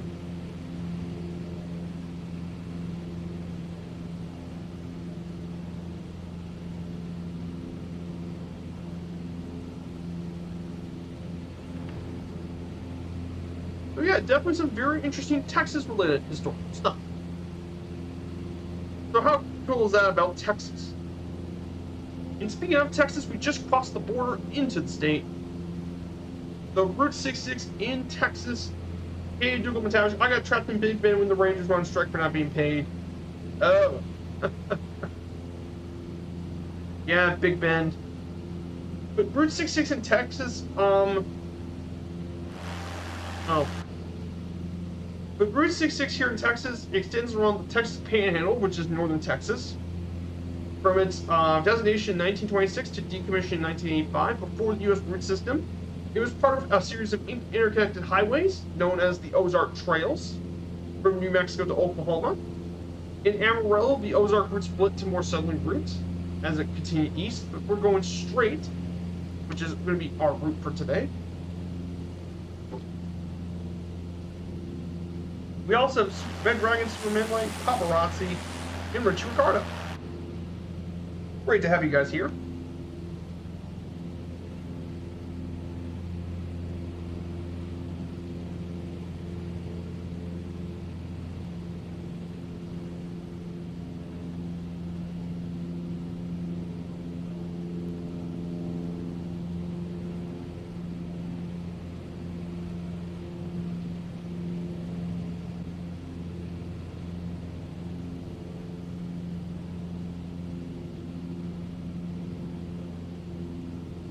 Yeah, quite a bit of interesting information.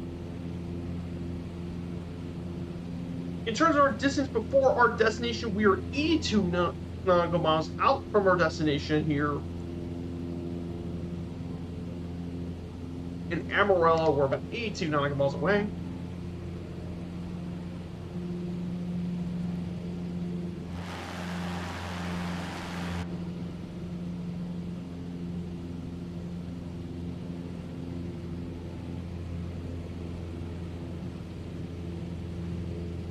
Yeah, we about, according to my my little nav, we got like 10 knots of crosswind.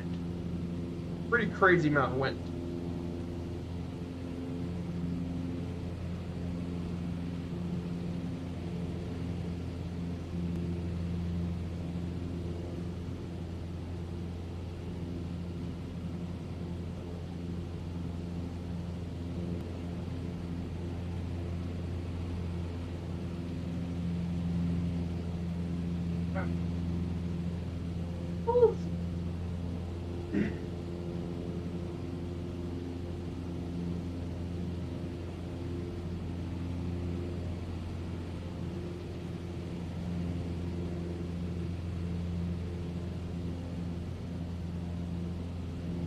Yeah, it is windy. Tell me about it. It is extremely windy here today. So yeah, it's great to have you guys here. If you guys like what you see here on the stream, don't be afraid to smash the follow button and support the channel through. It'll be great. I'm currently on the goal to 500 followers by the end of the year. That's my big goal, in-year goal. So we're coming across to Shamrock, Texas. It located here in Wheeler County, Texas. Population of 1910. Hey, Alexism has now just followed. Good to see you, Alexism, with the follow. Thank you so much. So, it is currently on the crossroads of Interstate 40. Look, it was the largest town in all of Wheeler County during the late 19th century. The first post office was built in 1890. It was named Shamrock from George Nickel. His Irish-American mother always told him to depend on a shamrock to bring good luck, and he named it for the office, and that later became Shamrock.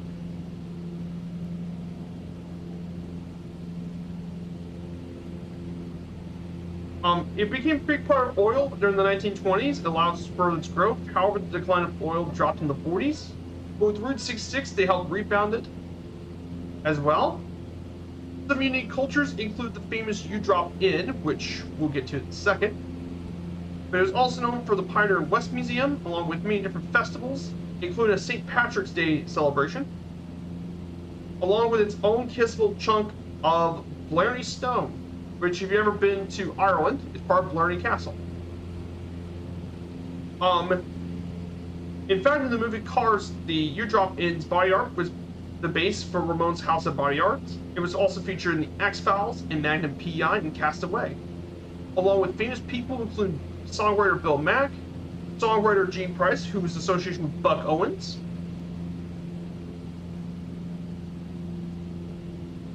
and Hollis Turnbow, artist and quilter. Sorry. And during this area, we have the U-Drop Inn. Hey, Alexism, hope you make it to the goal, buddy. Thank you so much. So we're doing Route 66, Alexism. I really appreciate it. So this here, we're going to be going over the U-Drop Inn. Again, one of the many famous landmarks here on the route. Built in 1936 here in Shamrock. It was inspired by an image of a nail struck in the soil that was designed by J.C. Barry, an unusual example of Art Deco architecture to a gas station.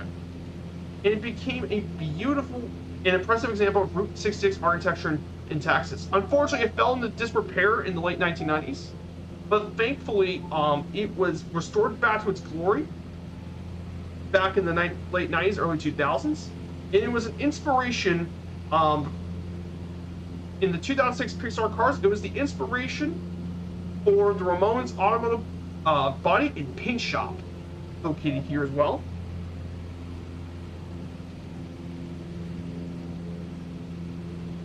And during its heyday, it became a very brisk business with very successful establishment. However, like I said, with Route 66 fell in decline because of I-40, it declined into disrepair, but thankfully they restored it back to its original glory. And it looks really intellectually very striking. So definitely very important. Like I said, it's important we fly over Route 66 because it's important we preserve the history of this area along with everything else around the area. Very, Very important.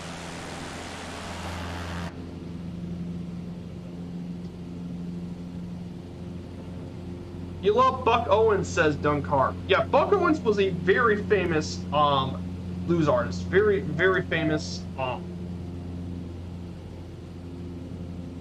Very, very famous country artist. One of the great country artists of his era, especially during the 70s and all that. He actually pioneered Bakersfield Sound, from according to my research, and hosted a very popular variety show known as Hee Haw with Roy Clark from 1969 to 86.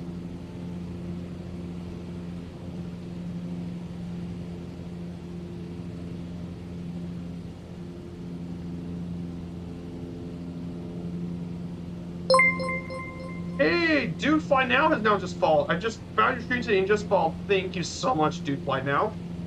Thank you so much, my friend. But yeah, my stream's all about covering Route 66, but I do all sorts of general aviation stuff for guys who are here for the first time. I do lots of GA. I do some occasional airliner stuff, but I do a lot of general aviation stuff, mainly with historical tours and streams. I've done a baseball series where I go through all the Major League Baseball teams. I've done a historical recreation flights from 1926, the Berlin to Beijing trip with Deutsche Lufthansa. And now I've already done a Philippines tour and a Japan tour. So we're now going through Route 66 for the virtual airline Firefly Air. So yeah, it's great to have all the new folks here today. Thank you so much for everyone here.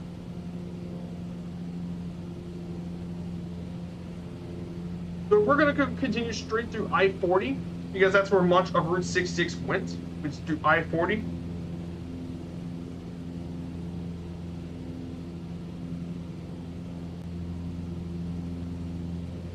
So some interesting facts about the Route 66 facts. Some interesting Route 66 information.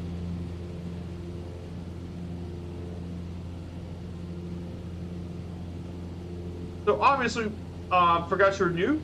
Route 66 basically traveled through. It originally traveled from Chicago to Los Angeles, commissioned back in 1926 on November 11th.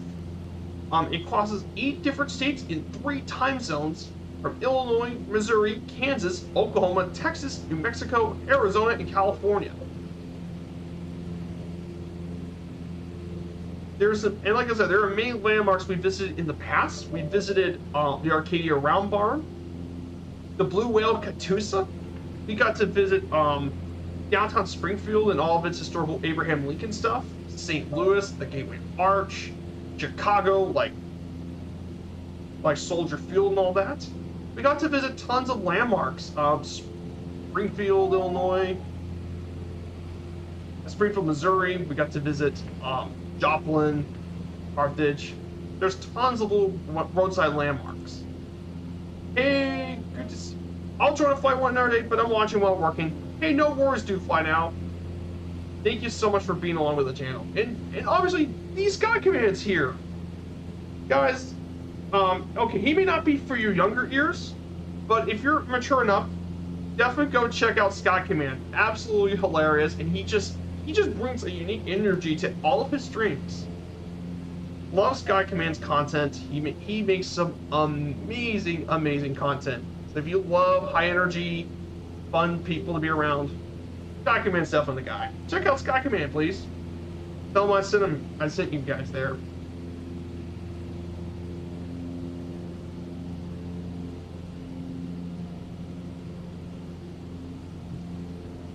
Good idea to Route 66 flights. Yeah, Sky Command's a good stream. Yeah, Sky Command's awesome. You definitely do. Yeah, I think it's a great idea to do Route 66. And by the way, I do this for Firefly Air, guys. Let me go ahead and put the command. This is Firefly Air. Let me go ahead and put this back on the screen. So Firefly Air is our virtual airline for the Tuto Murphy community. It's completely free. You don't have to pay for anything. You can track flights using the lane rate monitor. And on FS Hub, we have a whole pilot application here for Firefly Air. Look at this, we got over 270 people. 270 people are part of this amazing airline. You can use whatever plane you want. You just create a free FS Hub account. Then you get your landing rate monitor, which is also free, and it does way more than just track your landings. If you use it with FS Hub, you have an amazing logbook. Let me show you what I'm talking about. So you can access your logbook. This. You have your plane cruise, your landing rate, flight time, distance, fuel burn, zero fuel weight, payload, altitude, max speed, and it even shows your route. Pretty cool stuff. And then you download either FS UIPC or X-Plane UIPC because you can use them on X-Plane and P3D if you want to. And what's really cool is for you Xbox pilots out there, let me show you how it works on Xbox. If you're on Xbox, go to your crew portal, and under manual PIREP, you can submit a pilot report. So you do your flight and call sign, you set your airplane you used. There's tons of options you can pick from. You do your ICAO code departure and arrival, your departure date and arrival date, and your time. The time you depart and the time you arrive. And once you get all that sorted out, you can press submit PIREP. Really, really cool stuff. And you know what that means? It means you Xbox pilots can get involved in this. If any of you guys are on Xbox, you can still be part of it, which is awesome. And that is one of the coolest things that I think we've ever discovered here was this. It just opens up so much for the virtual airline. We're currently doing XP. We also got pilot achievements on FS Hub. All new achievements, basically. And not just from FS Hub, but also the VA can do its own achievements. But we got tons of things to do. Really cool stuff. We got a GPS flight tracker. We have GPS flight tracker. We have charts and more. And you can even upload your screenshots too. There's a lot you can do with the virtual airline. So yeah, I really do appreciate all you guys being here. Thank you.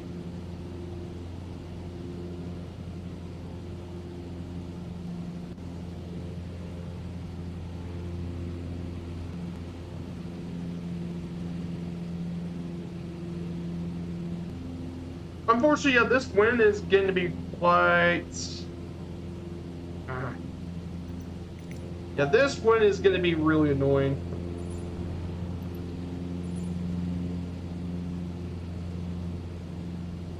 Oh, blue skies. Perfect. There we go. There, clear skies. Much better. They're much better. Yeah, beautiful day out here in Texas.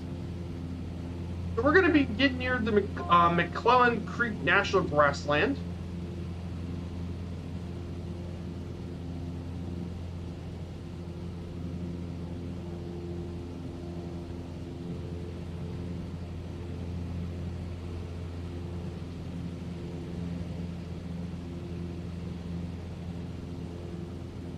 So yeah, we're now approaching another small town. This is McLean.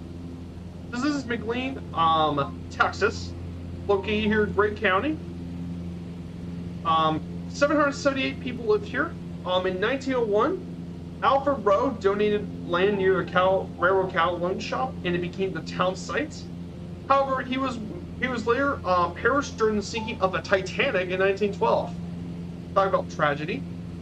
But by 1904, McLean had 3 general stores, a bank, 2 wagon yards, a lumber yard, and a newspaper. When Route 66 was built, it became a stop for a lot of tourists for oil, livestock, and agricultural shipping, and it grew all the way to 1,500 people. They also had a POW camp built in the northeast town, housing 3,000 German prisoners. As well, though, as with the problems of other Texas Panhandle cities, the other ones surpassed McLean, and the town began to decrease in size. And the death nail was when I-40 was built, bypassing that small village. replacing old Route 66 in the area. So that's a little bit about McLean as well. Let me go ahead. We have quite a few people flying along. Red Dragon is flying along. We have Richie Ricardo and Paparazzi with us too. This is McLean, Texas.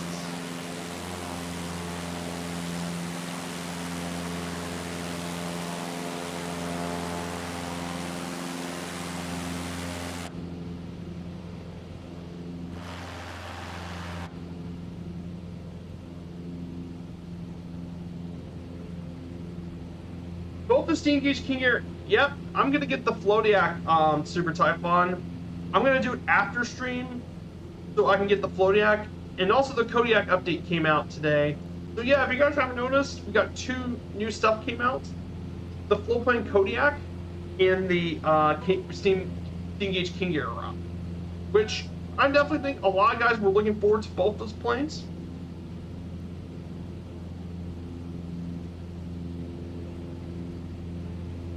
So we're gonna go ahead and now we're entering the National Grassland of McClellan Creek.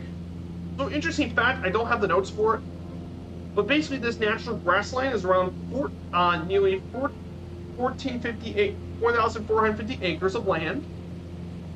It was administered by the U.S. Forest Service as well. And the goal of this was to restore the badly eroded land around the area to its natural state.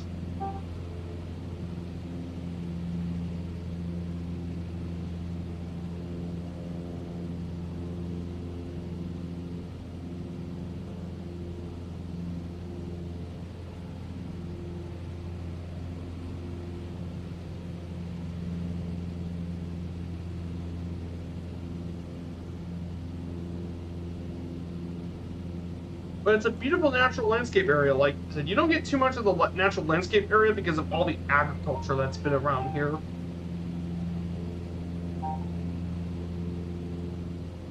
Pretty cool.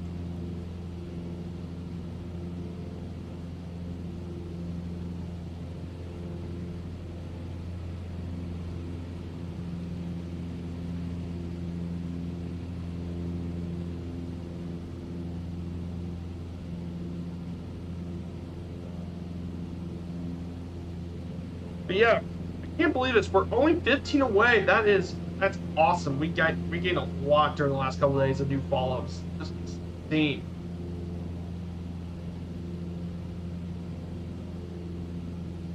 Just awesome growth of the channel. So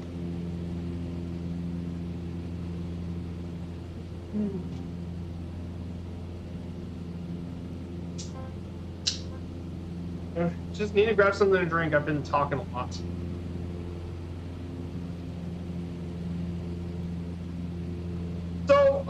So a couple of things gonna go on for an update for you guys. So Sunday will be the last stream for a little while. And that's because next week I'm gonna be heading out of town for about a couple days, for about nearly almost 2 weeks. We're gonna be heading out of town. I'm possibly gonna head to North Carolina for a couple days, and then head down through Atlanta to Panama City Beach, Florida. And apparently I'm also gonna be heading to the Delta Flight Museum down in Atlanta, which is gonna be really cool. Now, I covered that on one of my Sea Tour series, which I've done for the other platform, by the way. I had the VOD for it on my other platform. But basically, I'm going to be actually going to the Flight Museum down in Atlanta near Hartford Jackson. So, and I'm going to be visiting all sorts of really cool planes. The 767-200's there. The first Delta DC-3, Ship 41, Ostensibly Reliant, and of course their huge 747 experience is going to be there too. So I'm actually going to get inside of a 747 for the first time in my life. No, not another cruise. It's going to be just relax on the beach and all that. Any festivals? No, but I'm probably going to check out what's in Panama City Beach this time.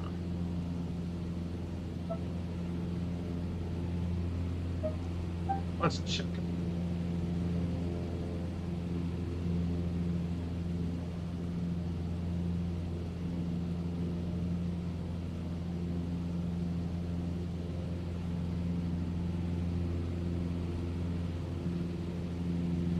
But no, we're not going to do another cruise. Any festivals? I'm looking at, yeah, but I'm going to definitely enjoy the time on the beach, get to explore the local area for a bit. And then going down through Atlanta, we'll be visiting the Flight Museum, which contains all their collection of different planes. All about Delta and their rich history. And then Panama City, just explore around what's there in Panama City. Like, I could probably head to Pensacola, because Pensacola's got its own stuff from around here.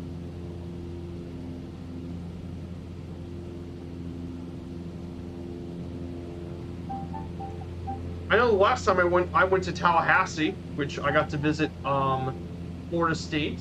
Definitely some really interesting places around the area. But definitely some really cool areas around the area. I might have to give you a tour of it.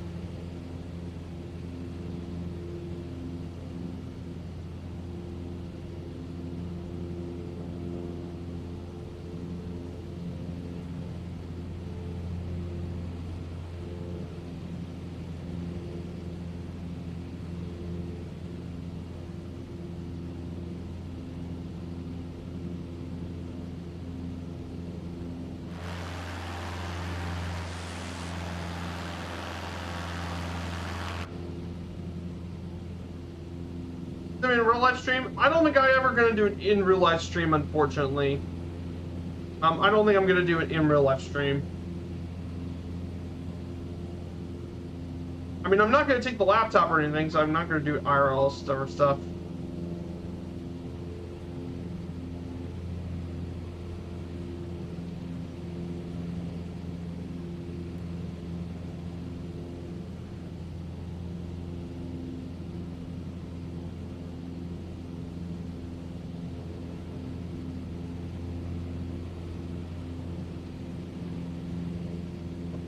Yeah, this is a pretty nice local here.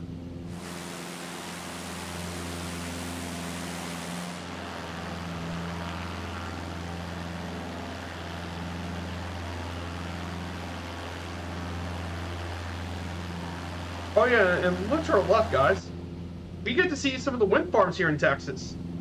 I'm gonna try my best to not hit one of them. Yeah, we actually got to see an actual wind farm. Yes, Texas actually has quite a few wind farms. Your YouTube channel looks good. Thanks. Oh, thank you, DoFly Now. I really appreciate it. Yeah, but this is where I put my previous VODs, by the way, was my YouTube. I usually put my previous VODs there. And it's a great way for you guys to recap my streams, including some of my earliest streams, when I wasn't super good on the mic, when I was just starting out.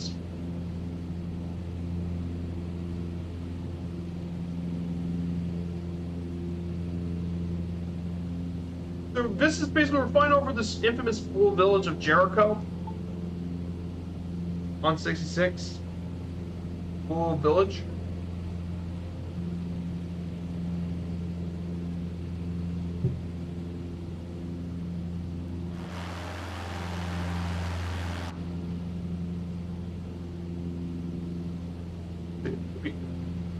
That's just cool.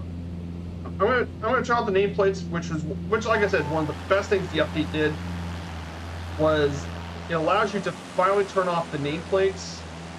So that's that's one of the big benefits of the new update.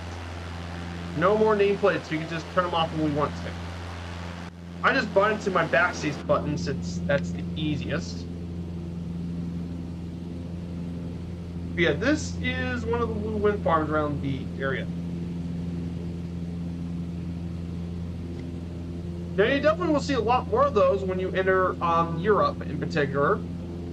Germany and the Netherlands and Belgium.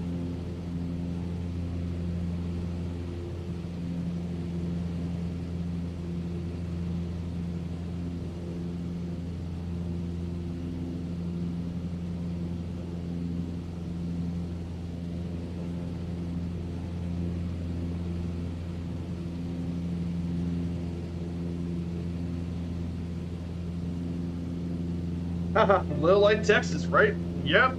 Definitely Texas is kind of flat in some areas. Once you enter more of the southwest part of Texas, like near El Paso into the south, then you can definitely see Texas's natural beauty in the south.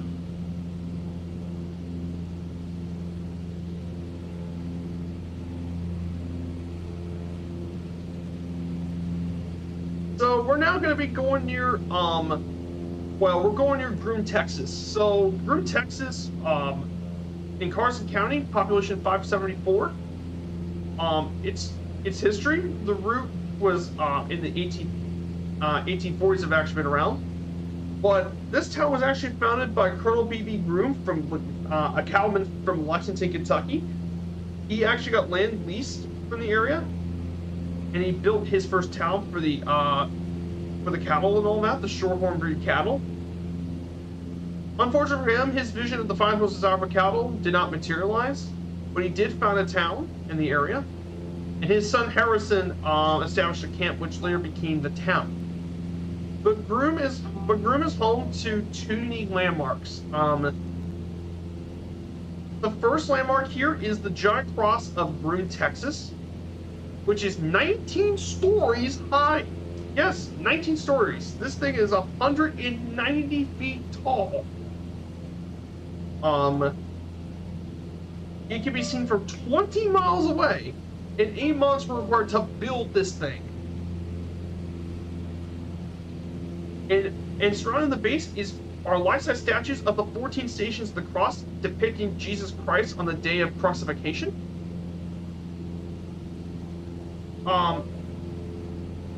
Apparently, some tourist branches claim that this one's the largest in the Western Hemisphere. However, the largest of the cross is actually in Spain, the Valley of the Fallen. It's also 18 feet shorter than the Mission Novera de Dios in St. Augustine, Florida, and shorter than the 213 tall Lockeden Risti in Finland. Apparently, the movie Leap of Faith was actually shot near the location of the cross, but it was filmed before it was even built. And then finally is the unique Leaning Water Tower here, another really interesting landmark. The Leaning Tower of Britain. This water tower is actually pretty unique. Notice the Leaning Tower of Texas. It was originally a functioning water tower. It was slated for demolition until Ralph Britton actually purchased it and moved it as an advertisement for his truck stop. It became known as the Leaning Tower Truck Stop, and it was closed in the 80s. And it was actually deliberately was leaning at a 10-degree angle, and it's still very popular as a tourist attraction. A small gravel road was marked so you can take pictures and all that. And during Christmas season, the city actually places a multicolored star on top of the tower. And it's still very, very common for a lot of the photography books along Route 66. So yeah, some interesting things about our destination today.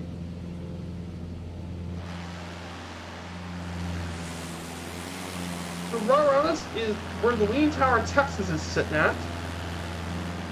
Unfortunately, like I said, Autogen's taken over much of it. Okay guys, we're around 30 nautical miles away from our final stop in Amarillo, Texas. We're not very far at all from the final stop. I can see moving blades from the nearest wind farm.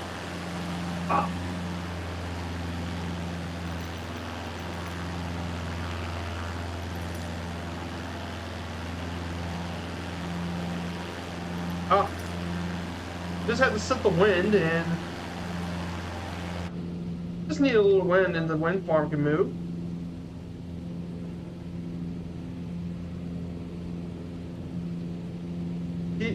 I just set the wind, yeah.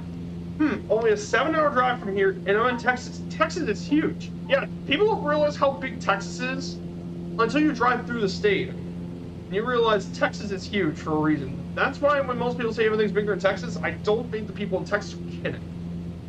Except when you put it right next to Alaska, which you can fit multiple Texases in Alaska.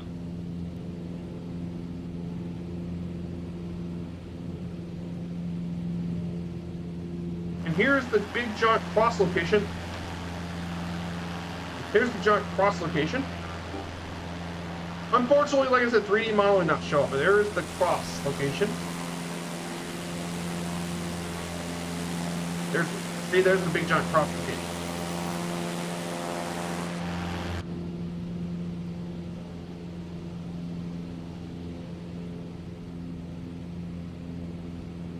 Yes.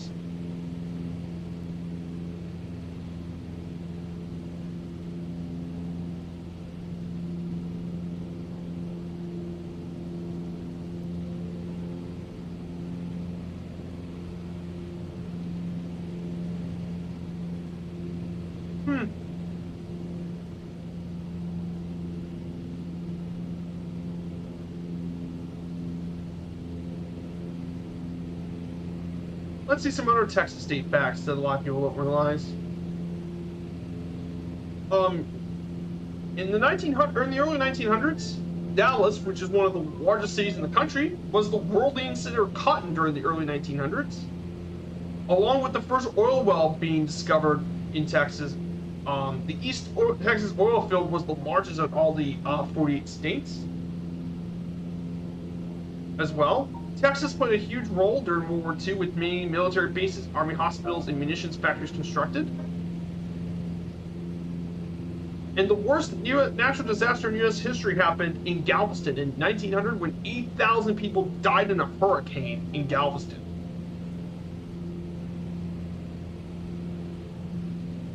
Which is...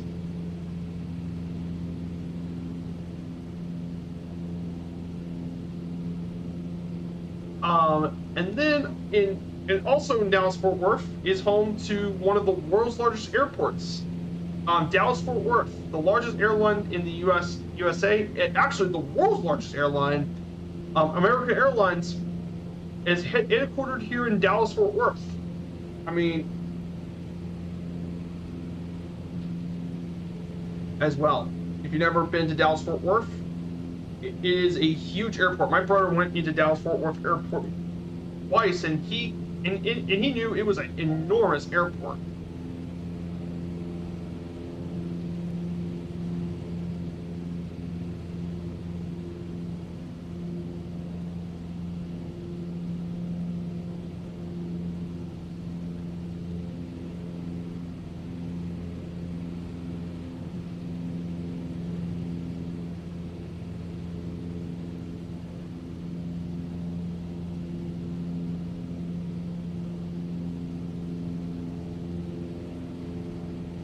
So yeah, guys. So the plans for this weekend would be the fact that we will be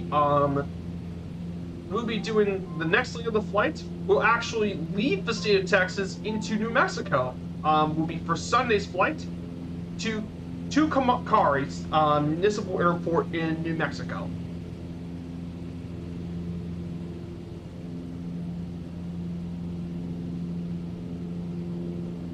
So that would be for the next plans for the week.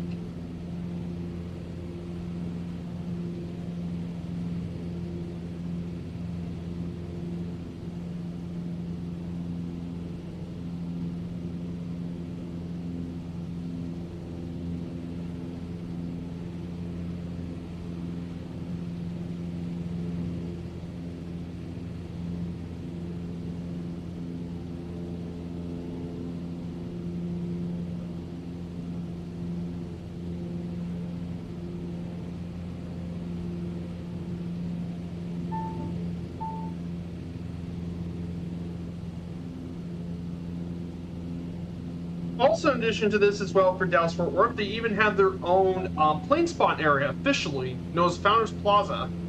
And it's an official plane spot area. You can watch all the planes. You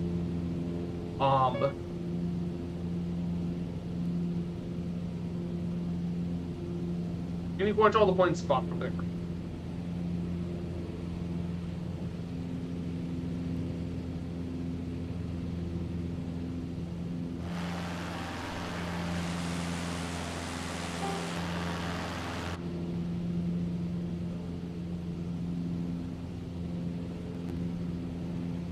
I want to say a massive thank you for everyone here. Yeah, that's a real great place for plane spotting. Yeah, it is a great spot to find a lot of planes. It's the official spot for a reason. I wish more more major airports have these official plane spotting areas, because I think that would be really around the country would have it.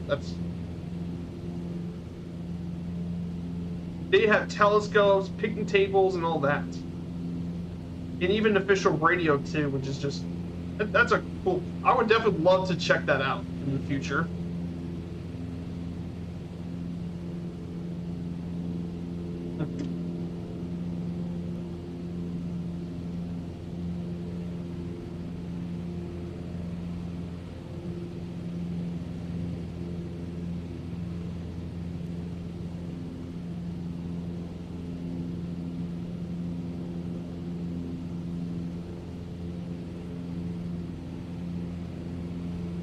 Oh, hey, Tarnish, boss man, good to see you, Tarnish. Yeah, I'm having a great flight. So, we took off 2 hours ago. We took off from Oklahoma City. We're now in Texas. We went over west, across the state line, and now we're only about 19 nautical miles away from Amarillo, the largest city on the Texas Panhandle.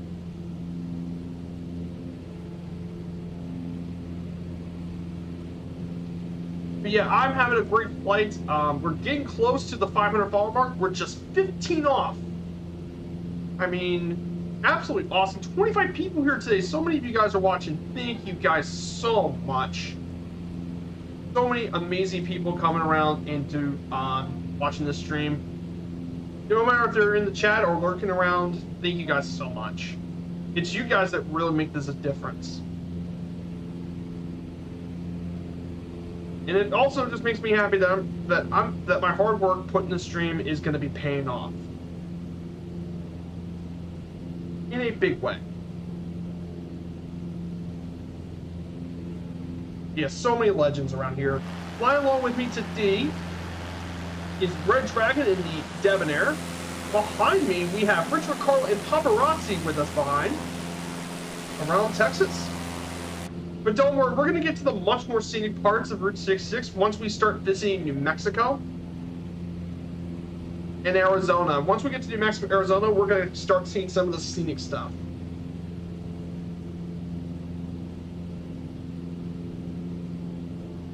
But yeah, basically what I'm saying is once we get to New Mexico, Arizona, California, we get to see the more scenic stuff of Route 66.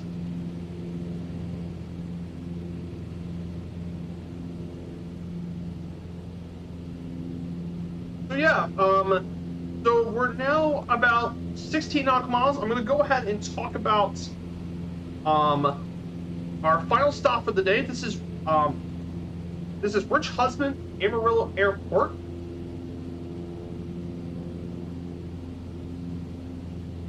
This is Rick Husband, Amarillo Airport, the main airport serving the Amarillo area. It was named after NASA astronaut and Amarillo native Rick Husband, who unfortunately perished in the Space Shuttle Columbia disaster of that year, which was one of the biggest disasters with the space shuttle since Challenger. But it's actually been around for longer than that. The first recorded landing here in Amarillo was in 1918, but the airport originally started with Blevins Field, then it became known as English Field, and then it became a big airline service was started in 1929 with Western Air Express, aka Western Airlines. Flew around much of Amarillo. Then it became TWA, Transcontinental Western Air. Amarillo became a coast-to-coast service between LA and New York City with the Trimotor back in the 20s. Then it became for the DC-3, and then they did the Constellation stuff. And then the first jet that operated through here was the 727, and the Convair 880. And after airline deregulation, TWA discontinued their service in 1982 around Amarillo. Then we have Pioneer Airlines operating there. Continental Airlines operated Amarillo for quite some time. Central Airlines. And all that. Frontier Airlines, the original Frontier Airlines, operated with different routes. And then in recent years, Southwest Airlines operated their 737 services around here, and American, and all that. Currently, it also was an Army airfield too, and an Air Force base as well. And Amarillo became an Air Force base for quite a few planes, like Technical Training Wing, and also for guided missiles have been operated here. The Strategic Air Command used this for the 47th Air Division. So currently, the airport operates 3,547 acres of land with 2 runways, 422, 13,000 feet, and 1331 is 7,901 feet. Most of it is between military, GA, and scheduled commercial flights. Currently, American Airlines flies from Amarillo to Dallas. Southwest flies throughout Dallas, Austin, Denver, and Vegas. And United Express flies to Denver and Houston Intercontinental. So yeah, that's a bit about a brief history lesson for Rick Husband Amarillo International Airport. Yes, I wish I had a more powerful car to north speed limits. Yes, me too. And also, well, but you need to also have some good fuel efficiency, or else you're going to run out of gas. I know there's a lot of gas stations in the U.S., but it would still be better to have a fuel-efficient car than to...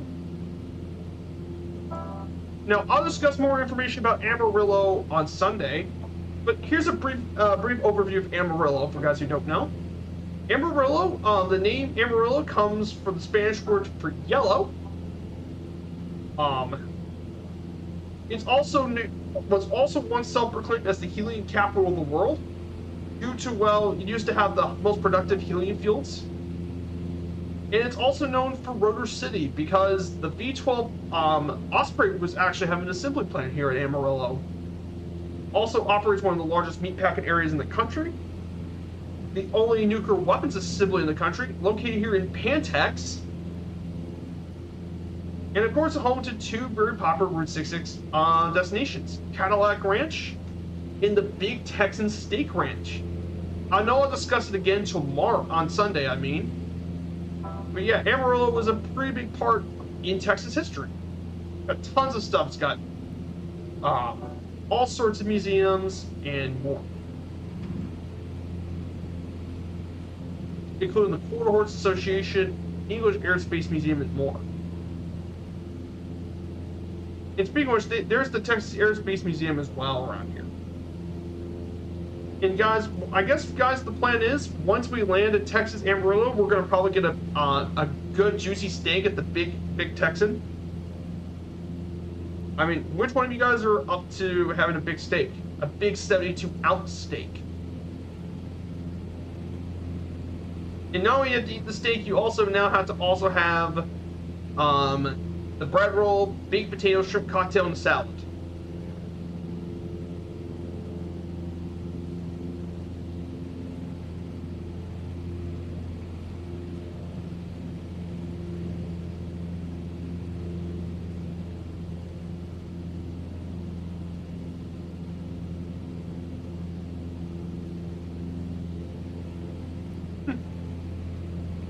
Yeah. Loaded baked potato. Yep.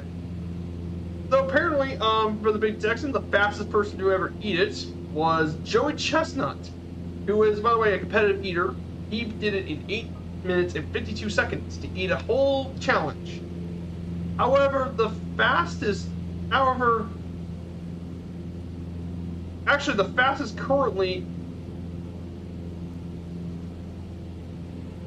Actually, the fastest record is actually 4 minutes and 18 seconds by Molly Schuler. Oh, look, I have to I got updated, so I'm gonna have to do that after stream. But the fastest unofficial record, including animals, was a lioness, and she ate the 72-ounce steak in 80 seconds. What days do I stream? Great question. Do fly now. So, I stream on Wednesdays, at 1600 Zulu, which is 12 p.m. Eastern time. And at Sundays, I do it at 1400 Zulu time on Sundays. I stream earlier on Sundays to avoid competition with some of the other ones. I don't want to compete with other bigger streamers, so that's why I stream a little earlier on Sundays. But yeah, those are the 2 days I stream. Let's see if the predict bot is working.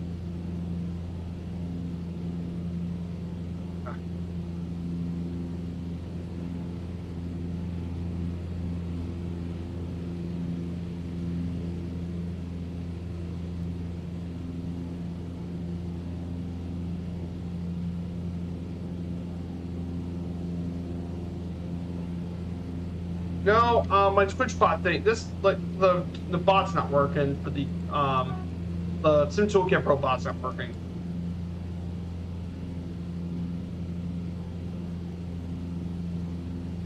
So here it is. Let's go ahead and get landing. There's also a Texas Airspace Museum located around here. Home to quite a few planes as well. Its own little aviation museum here.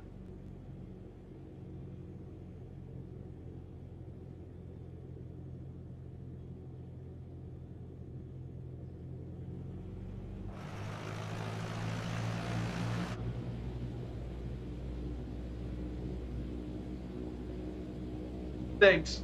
I'll watch you enjoy your future flight. That would be greatly appreciated. You're more than welcome to always be appreciated, man.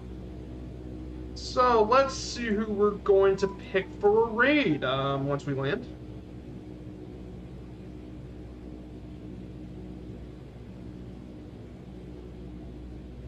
Oh, let's.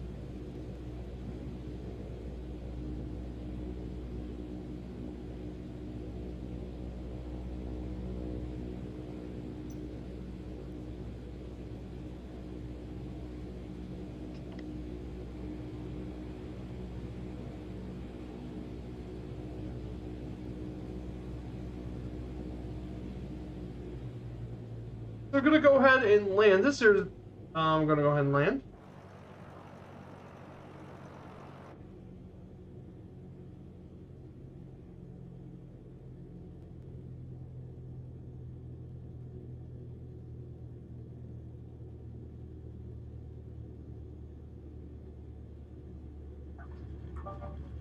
Oh, nice. Negative 69 feet per minute.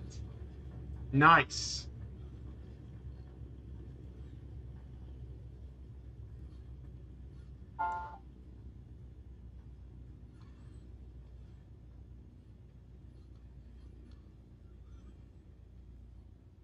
Yeah, welcome to Amarillo, everyone. That's a butter landing if I ever asked for one.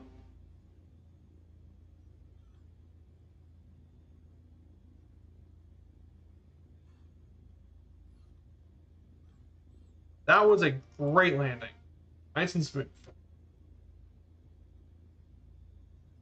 I know you showed me landing that smooth of a landing, but there's Richard Ricardo. Gonna go take a quick pit stop.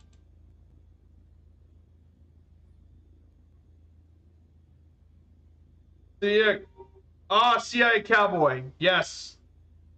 That's a good choice, Dougal. Okay, CIA Cowboy it is. So we're gonna let me go ahead and get a let me go ahead and stop.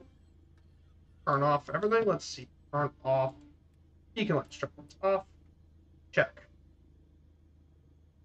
Transponder off. Pull the mixture. Stop. We turn off the magneto. Magneto off. Alternator off. Battery off. There you go.